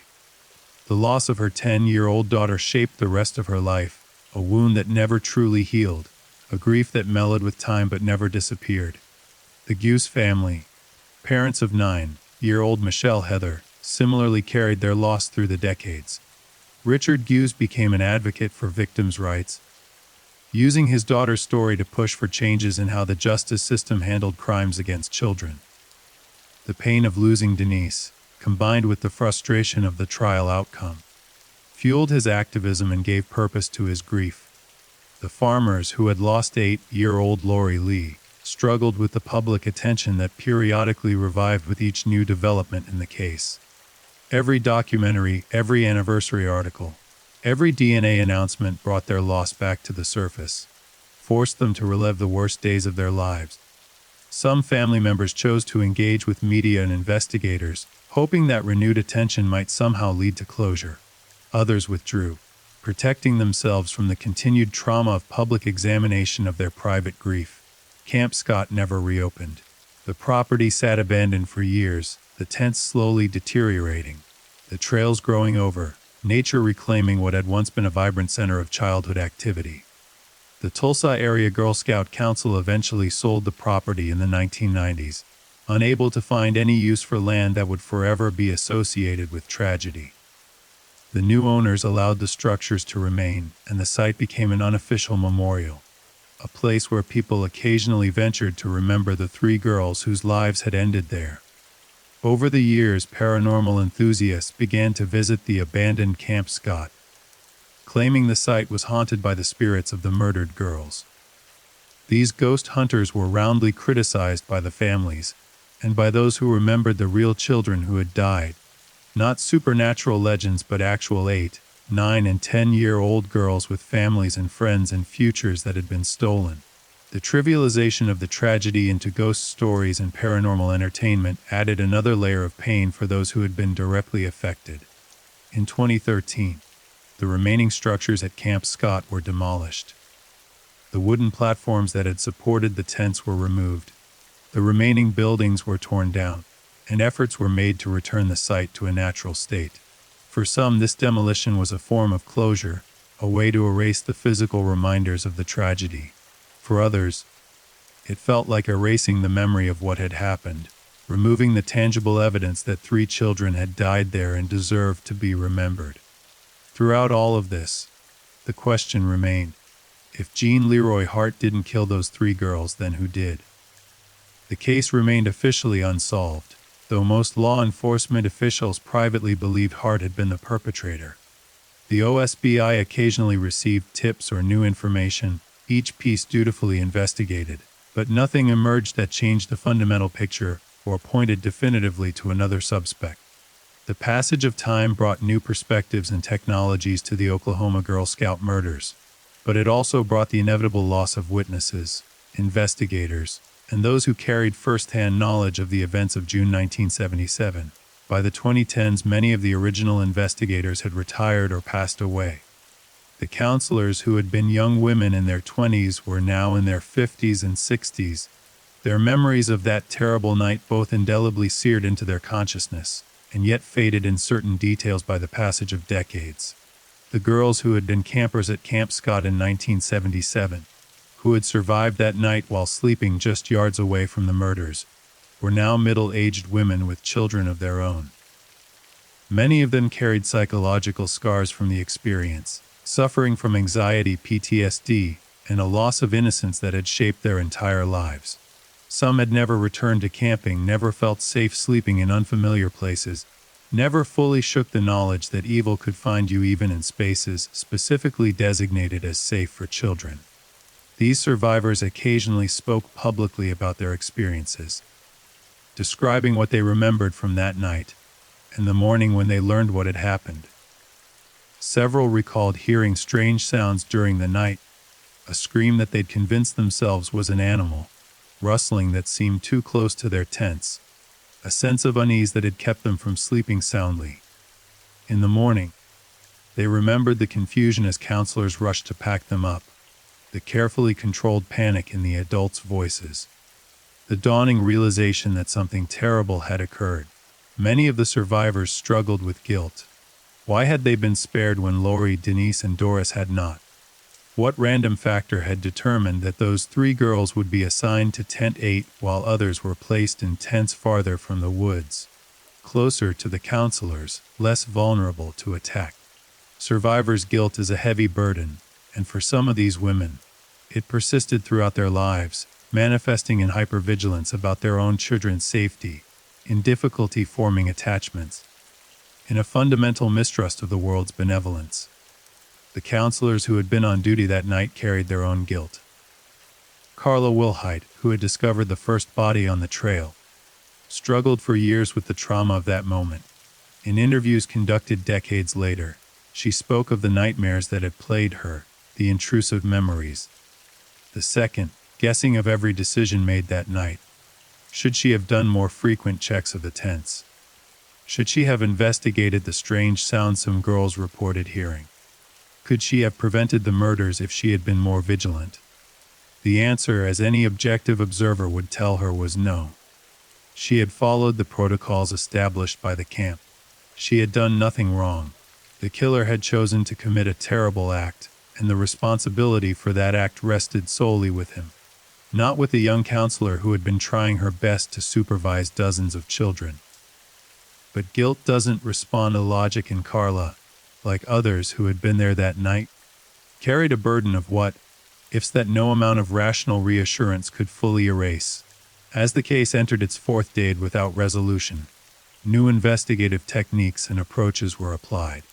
Cold case units, which had become more common and sophisticated in police departments across the country, took fresh looks at old evidence. Behavioral profilers examined the crime scene photographs and reports, creating psychological profiles of the likely killer. These profiles generally matched Gene Leroy Hart in many respects. A local man familiar with the area, someone with a history of violence against women, someone comfortable in the woods and capable of moving quietly through them. But the profiles also raised questions. The brutality of the attack on 3 children simultaneously suggested someone in a rage, someone not fully in control of their actions. Yet the planning evident in the crime, the materials brought to the scene, the knowledge of the camp layout, the possible reconnaissance suggested by the cave evidence, indicated someone methodical and controlled. How did these 2 aspects fit together? Was the killer someone who had carefully planned the attack, but then lost control once inside the tent? Or were there 2 different people involved, one planner and one executor? The threatening note found at the camp before the murders continued to puzzle investigators. The note had specifically mentioned Tent 8 and the Kiowa unit. This suggested either remarkable coincidence or inside knowledge of the tent assignments. But tent assignments at Camp Scott weren't finalized until the girls actually arrived at camp. They weren't public knowledge beforehand. So how would someone outside the camp organization know which tent to target? One theory suggested that the note might have been written after the killer had already been to the camp and observed and the girls were housed. Perhaps he had visited on Sunday evening or Monday, seen which tent the victims were in, and written the note then. But this timeline presented problems. The note had been discovered before the murders, and it would have required the killer to return to the camp multiple times, increasing his risk of detection. Another theory proposed and actually predictive but coincidental. Perhaps it had mentioned Tent 8 not because the author planned to attack that specific tent, but because he was making a general threat, and tragically, Tent 8 happened to be where the attack occurred. But this required believing in a rather extraordinary coincidence.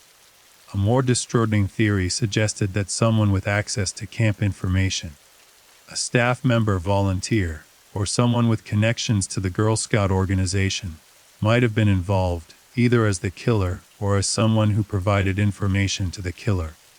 This theory was deeply uncomfortable for everyone associated with the Girl Scouts, but it couldn't be entirely dismissed. Who else would have known the 10 assignments? Who else would have had detailed knowledge of the camp's layout and security procedures? Over the years, various alternative suspects were proposed by amateur investigators, journalists, and conspiracy theorists. Some of these suspects were based on credible leads, men with histories of sexual violence who'd been in the area, individuals who had behaved suspiciously around the time of the murders, people who had made incriminating statements or had unexplained knowledge of crime details. Other suspects were based on flimsier evidence, hunches, rumors, connections that seemed meaningful to those proposing them, but didn't hold up under scrutiny. One suspect who received periodic attention was a convicted sex offender who had been working in the area around Camp Scott in the summer of 1977. This individual had a history of attacks on young girls and had served time for various offenses. Some investigators believed he should have been looked at more closely during the original investigation, that the focus on Jean Leroy Hart had caused law enforcement to overlook other viable suspects. However, when this individual was eventually questioned, and his whereabouts during the night of the murders were investigated, no solid evidence emerged linking him to the crime. Another theory centered on a transient or drifter who might have been passing through the area. The cave evidence suggested someone living rough in the woods, and while Hart had been the primary suspect fitting this profile, he wasn't the only person who might have been camping in the area. Oklahoma in the 1970s had its share of drifters, people moving from place to place, some of them dangerous. Could one of these individuals have stumbled upon Camp Scott, observed the girls, and committed the murders before moving on? Never to be identified. This theory had appeal because it explained some of the puzzling aspects of the case. A random drifter would account for why no one from the local community recognized the strange man seen at the camp. It would explain why the killer was never caught despite intensive investigation.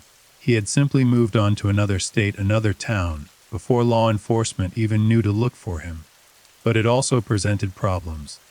Random drifters don't usually leave threatening notes referencing specific tents. Random drifters don't usually conduct careful reconnaissance and planning.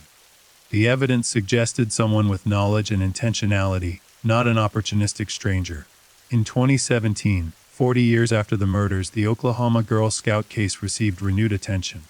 The anniversary prompted numerous media retrospectives, and the OSBI announced they were conducting another review of the evidence using the latest forensic techniques.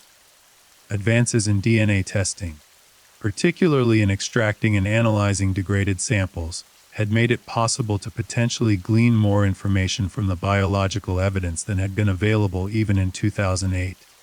The OSBI also announced that they were using genetic genealogy techniques, the same approaches that had recently been used to identify the Golden State Killer in California. This technique involved taking DNA from crime scenes and comparing it not just to databases of known offenders, but to public genealogy databases where people had uploaded their DNA for ancestry research. By finding partial matches to relatives of potential suspects, investigators could build family trees and identify individuals who might be the source of the crime scene DNA. The announcement generated significant excitement and hope. If genetic genealogy could solve decades-old cases like the Golden State Killer, perhaps it could finally provide definitive answers about who killed Lori, Denise, and Doris. The families of the victims, now elderly but still seeking closure, expressed cautious optimism that they might finally learn the truth before they died. However, the genetic genealogy approach faced challenges in the Oklahoma Girl Scout case. The DNA samples from the crime scene were more degraded than those from some other cold cases. The preservation techniques used in 1977 hadn't been designed with future sophisticated DNA analysis in mind. Additionally, if the killer had been someone without close relatives in genealogy databases, or someone from a population that was underrepresented in those databases, the technique might not yield results. In May 2019, the OSBI held a press conference to announce the results of the latest DNA testing. The announcement drew significant media attention with reporters, family members, and interested observers gathering to hear what they hoped would be a definitive conclusion to the 42-year-old mystery. OSBI spokespersons explained the testing that had been conducted and the limitations they had faced. The results were both illuminating and frustrating. The DNA testing, using the most advanced techniques available, had generated a more complete profile than previous tests. When compared to Jean Leroy Hart's DNA, the results showed that Hart could not be excluded as a contributor to the DNA found at the crime scene. In fact, the statistical analysis suggested that the likelihood of the DNA belonging to someone other than Hart was extremely small. The OSB announced that based on this DNA evidence, combined with all the other evidence from the case, they considered Jean Leroy Hart to be the perpetrator of the Oklahoma Girl Scout murders.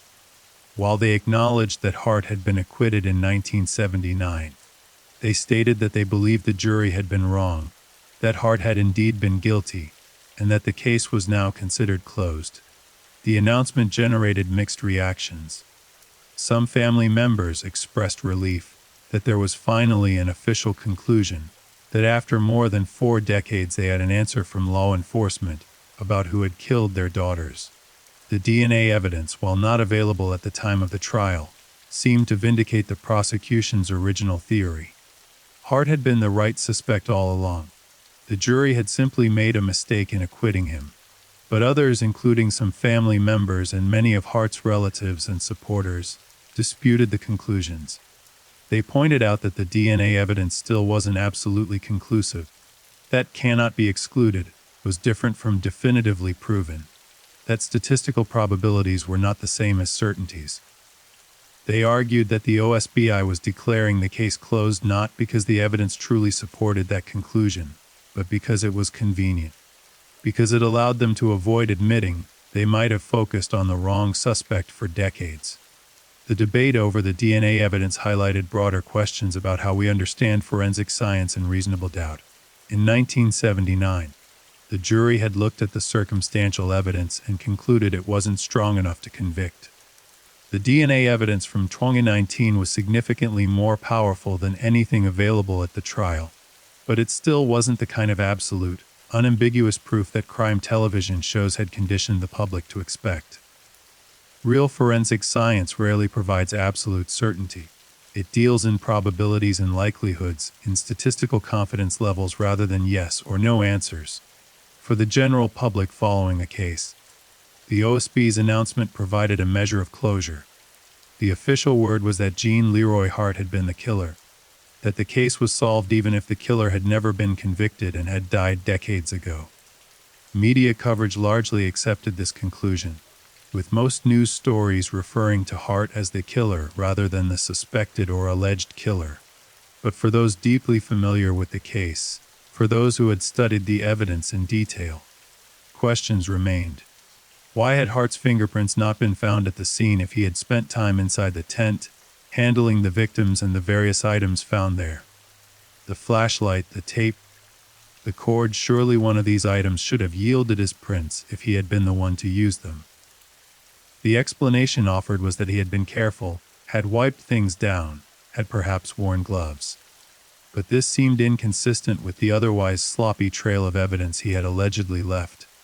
What about the eyeglasses found at the scene? Multiple sources confirmed that the prescription didn't match Hart's vision. If they didn't belong to him, then whose were they? And how did they end up at the crime scene? The explanation offered was that they might have belonged to one of the victims, or been left there earlier by someone unconnected to the crime. But this seemed like a significant piece of evidence that didn't fit the narrative of Hart as the lone killer. What about the alibi witnesses who had testified at trial that Hart was elsewhere when the murders occurred? Were they all lying? Were they all mistaken about the dates and times? The prosecution had argued yes, that these were people loyal to Hart who would say anything to protect him. But was it credible that multiple people would commit perjury, risking criminal charges themselves, to protect someone they knew was a child killer? These questions didn't have satisfying answers, and they prevented some people from fully accepting the official conclusion. The truth, as is often the case in complex criminal investigations, might be more nuanced than a simple guilty or innocent binary. It was possible that Hart had been involved in the murders but not alone. It was possible that he had been at the scene, but that some of the evidence had been misinterpreted or had alternate explanations. It was possible that the DNA evidence was correct in identifying Hart, but that other aspects of the official narrative were incomplete or inaccurate. The Oklahoma Girl Scout murders had a lasting impact far beyond the immediate tragedy. The case changed how summer camps approached security and child safety. Before 1977, most camps operated with minimal security, relying on their remote locations and the assumption that designated child spaces were inherently safe. After the murders, camps implemented new protocols: better lighting, more frequent headcounts, improved communication systems, stricter visitor policies, background checks for all staff and volunteers. The case also influenced how law enforcement approached crimes against children. The intensive investigation, the coordination between multiple agencies, the careful preservation of evidence even when its future utility wasn't clear, all of these became models for how to handle such cases. The failures of the investigation, the initial dismissal of warning signs, the narrow focus on a single suspect potentially to the exclusion of others, became lessons in what to avoid. For the Girl Scouts of the USA, the murders represented a profound crisis. The organization prided itself on providing safe, wholesome activities for girls, and the fact that 3 children had been murdered at a Girl Scout camp challenged the fundamental promise the organization made to parents. The Girl Scouts responded by completely overhauling their safety protocols, implementing new training for staff and volunteers, and being more transparent about safety measures with parents. The broader cultural impact of the case was significant as well. The Oklahoma Girl Scout murders, along with other high-profile crimes against children in the 1970s and 1980s, contributed to a shift in American parenting culture.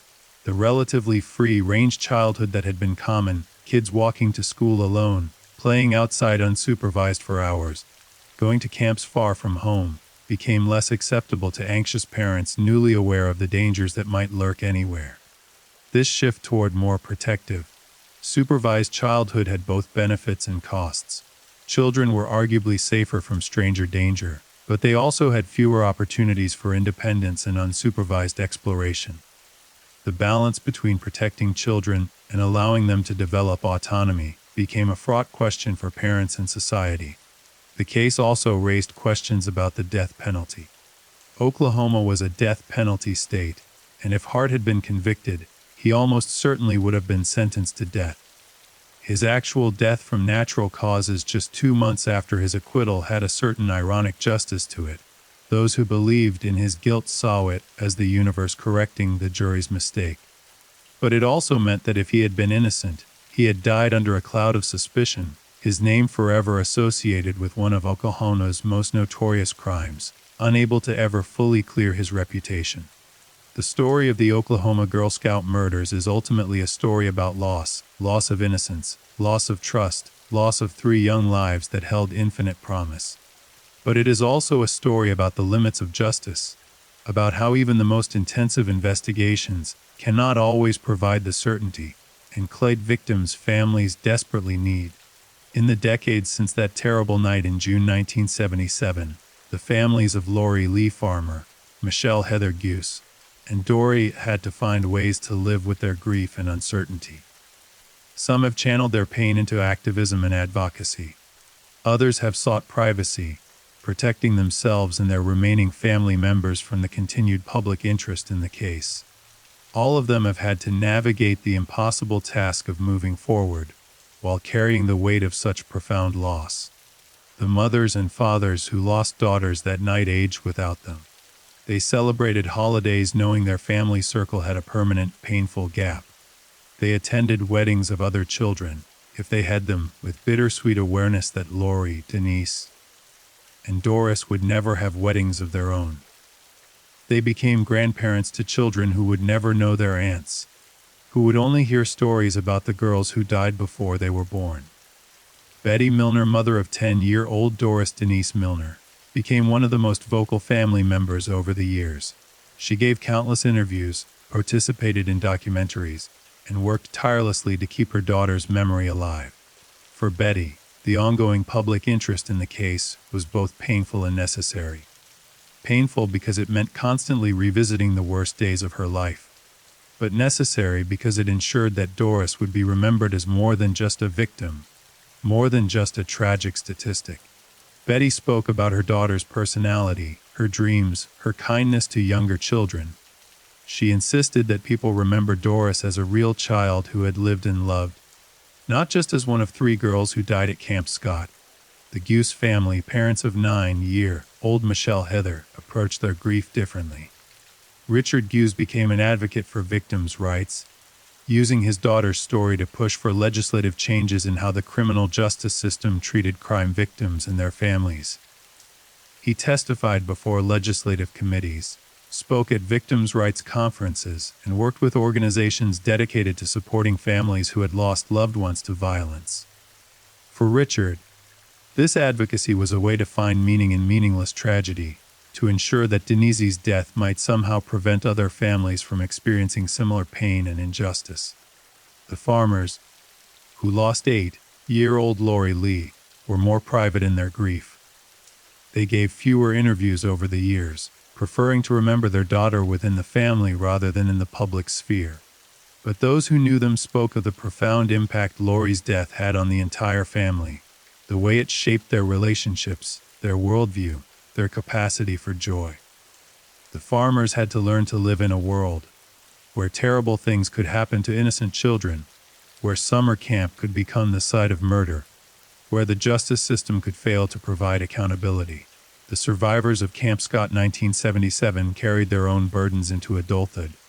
Many of them struggled with anxiety and hypervigilance, always scanning their environments for threats, never fully able to relax and feel safe. Some developed complicated relationships with the outdoors, simultaneously drawn to nature and fearful of isolated places.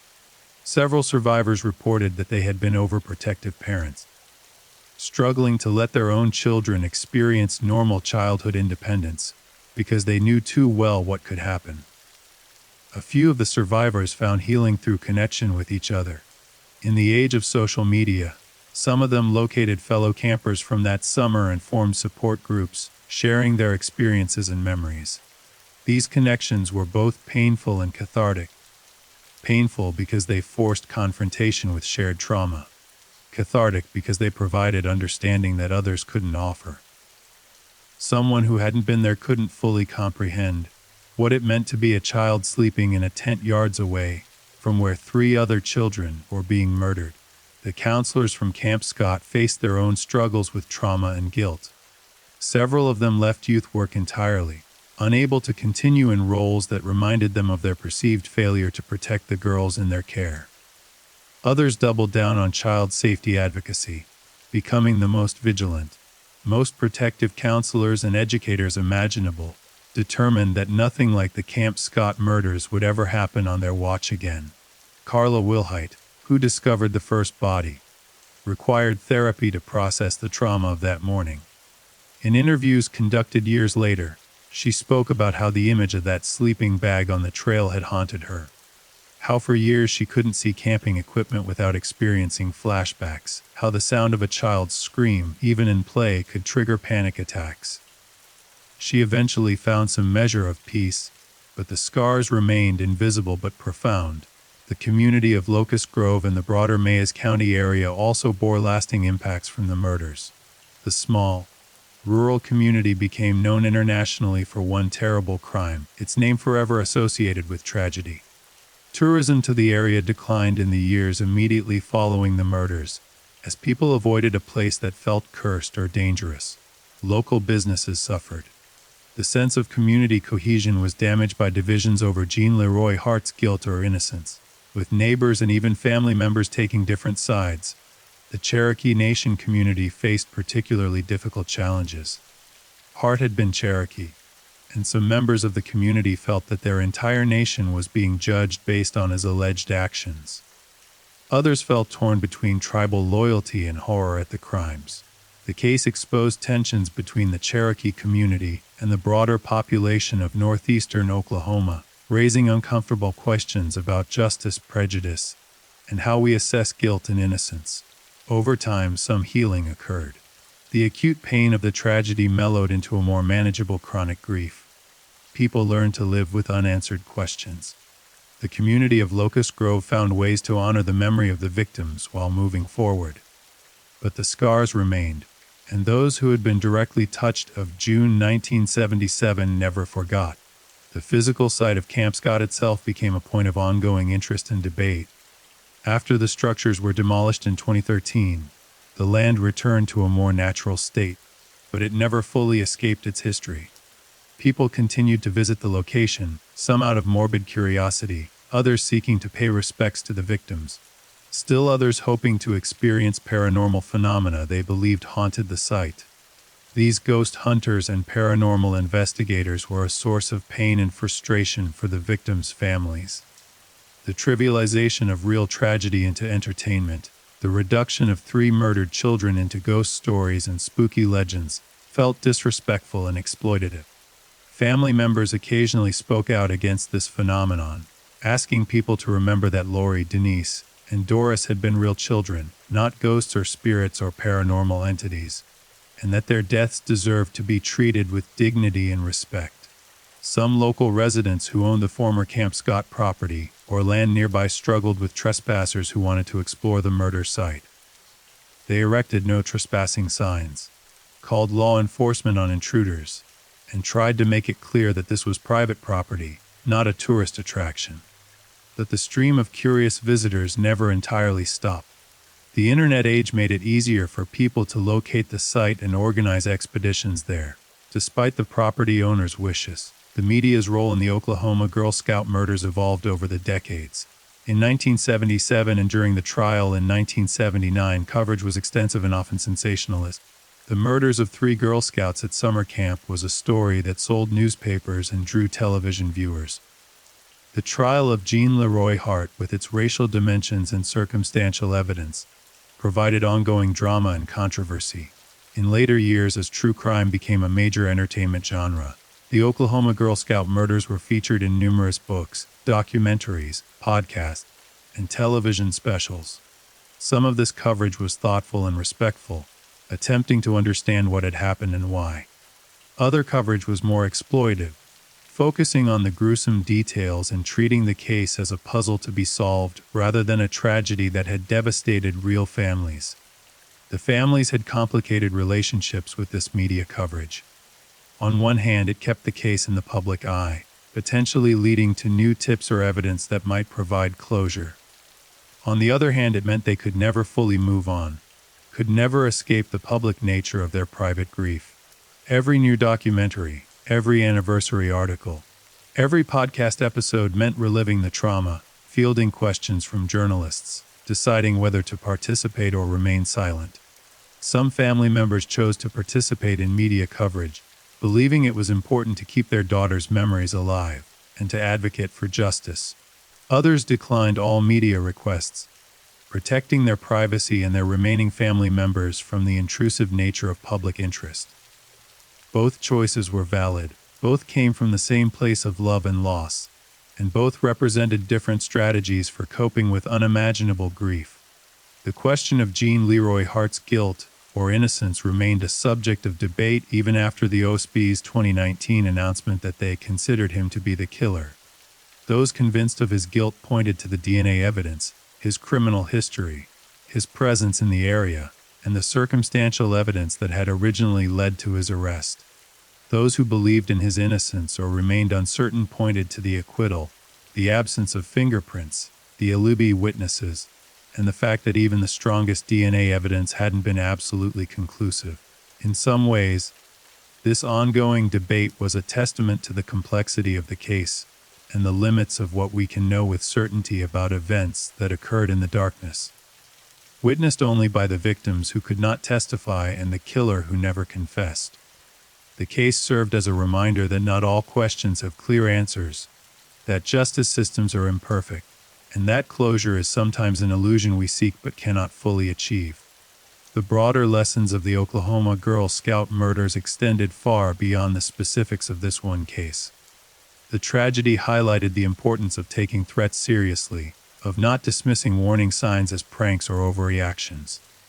The threatening note found a camp before the murders, the reports of a strange man on the property, the odd sounds in the night, all of these had been noted but not acted upon with sufficient urgency. In a different world, with different decisions, perhaps counselors would have been more alert, perhaps additional security would have been present, perhaps the three girls would have survived. But this kind of retrospective analysis, while useful for preventing future tragedies, could be a cruel burden for those who had been there. The counselors and camp administrators who had dismissed warning signs had done so not out of negligence, but because they operated in a context where such threats had never materialized before. It's easy to see warning signs in hindsight, after tragedy has occurred. It's much harder to distinguish genuine threats from false alarms in the moment, when you're balancing safety concerns against not wanting to create unnecessary fear or anxiety. The case also demonstrated the double-edged nature of forensic evidence. The biological evidence collected in 1977 had been useless at the time, merely preserved in hope that future science might make it meaningful. Decades later, DNA testing made it possible to extract information from those samples, potentially identifying the killer. But even this advanced science couldn't provide absolute certainty, couldn't eliminate all doubt, couldn't give the families the unambiguous answers they desperately wanted.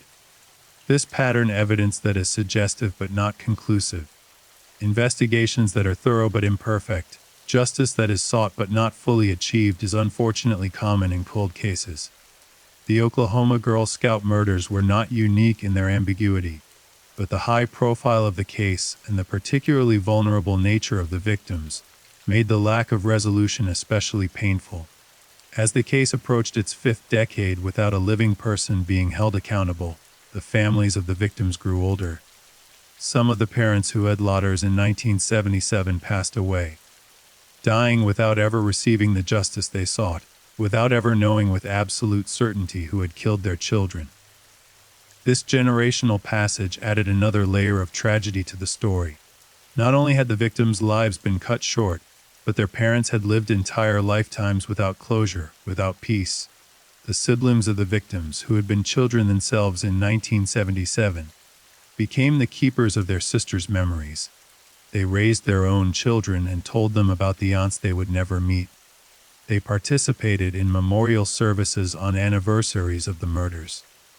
They grappled with their own complicated feelings, grief for lost sisters, anger at the injustice, guilt about surviving and living fulls that their sisters never got to experience.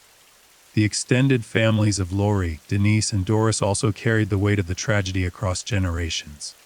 Cousins, uncles, grandparents, all were affected by the murders.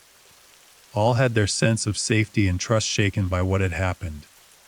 Family gatherings were forever marked by the absence of three beloved children, by the knowledge that violence had stolen them away. In Tulsa and the surrounding communities, the memory of the murders persisted. Older residents remembered where they were when they heard the news, how the entire region had been gripped by fear and grief. Younger people learned about the case in local history, a dark chapter in Oklahoma's story that served as a cautionary tale about the vulnerability of children and the importance of vigilance. The Girl Scouts organization continued to reckon with the legacy of the murders. The tragedy had occurred at a Girl Scout camp, under the organization's supervision, and that fact could not be erased or minimized. The Girl Scouts responded by becoming leaders in youth safety protocols, implementing some of the most stringent child protection policies in the country. In some ways, the organization transformed its tragedy into a mission to ensure that no similar incident would ever occur at any of their camps or programs. But the institutional response, however necessary and well-intentioned, could never fully address the human cost of what had happened. 3 girls had died while in the care of an organization that had promised to keep them safe. No amount of improved policies or safety protocols could change that fundamental fact or bring those girls back. As the 2020s arrived, bringing the case into its 5th decade, fewer and fewer people remained who had direct memory of the events. The counselors were now elderly. The surviving campers were middle-aged. The investigators who had worked the case had mostly retired or passed away. The tragedy was transitioning from lived memory to history, from something people experienced firsthand to something they learned about through documentation and second-hand accounts. This transition brought its own challenges. How do we remember and honor victims when the people who knew them personally are gone? How do we preserve the human reality of tragedy when it becomes reduced to dates and facts in history books? The families of Lori, Denise, and Doris worried about this, worried that their daughters would be forgotten or would be remembered only as victims, not as the vibrant, unique children they had been. Efforts were made to ensure proper commemoration. Some advocates pushed for a permanent memorial to the three girls, a physical place where their lives could be honored and their loss acknowledged. Others focused on keeping their stories alive through education, using the tragedy to teach about child safety, victims' rights, and the importance of justice. The case also became a touchstone in discussions about unsolved murders and cold cases.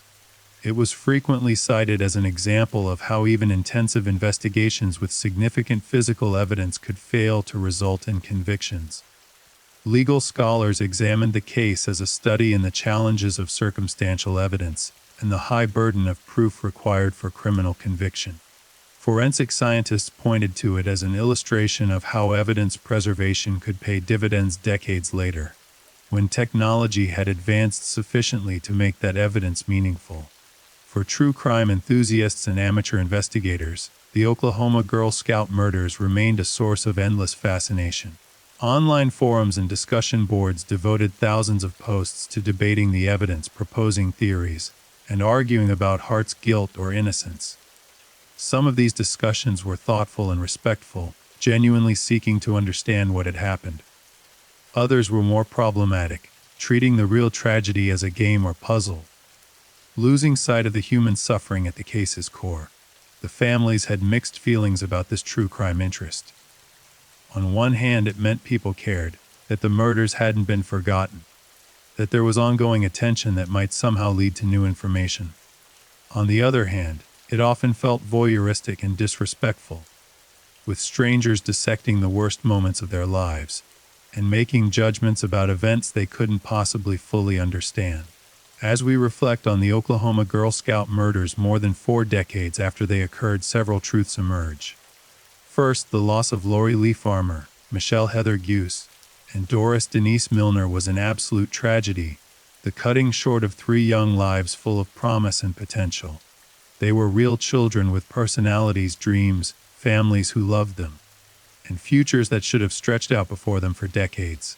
Second, the investigation and trial, despite their imperfections, represented a genuine attempt to seek justice. The investigators worked thousands of hours, followed every lead, preserved evidence, and built what they believed was a strong case. The prosecutors presented that case in court. The defense attorneys provided vigorous representation for their client. The jury carefully deliberated and reached what they believed was the correct verdict based on the evidence presented to them. The system worked as designed, even if the outcome wasn't what many people wanted or expected. Third, Jean Leroy Hart's guilt or innocence may never be known with absolute certainty. The DNA evidence from 2019 provided the strongest scientific indication that he was involved, but even that evidence had limitations and ambiguities. Those convinced of his guilt have reasonable basis for their belief. Those who doubt or question that conclusion also have reasonable basis for their skepticism. This ambiguity is frustrating, but it is the reality of a case where the suspect died 40 years ago and absolute proof remains elusive. Fourth, the case had lasting impacts that extended far beyond the immediate victims and their families. It changed how summer camps operated, how law enforcement investigated crimes against children, how parents thought about their children's safety, and how communities responded to violence in their midst. These ripples spread across time and space, touching lives in ways that may not be immediately obvious but were nonetheless real and significant. Finally, the Oklahoma Girl Scout murders serve as a reminder of the fragility of safety and the reality of evil. The girls who went June 9, 1977 expected a fun summer experience. Their parents trusted that they would be safe. The counselors did their best to protect and supervise the children in their care. But despite all these normal, reasonable expectations, tragedy struck. Evil found its way into what should have been a protected space, and 3 children died. This is not a comfortable truth.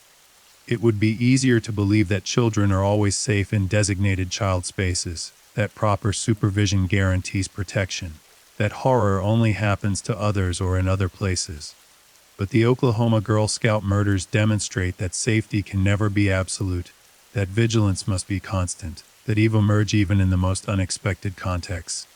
The story of Lori, Denise, and Doris did not end on that terrible night in June 1977, and it does not end with Jean Leroy Hart's death or with the OSB's declaration that the case is closed.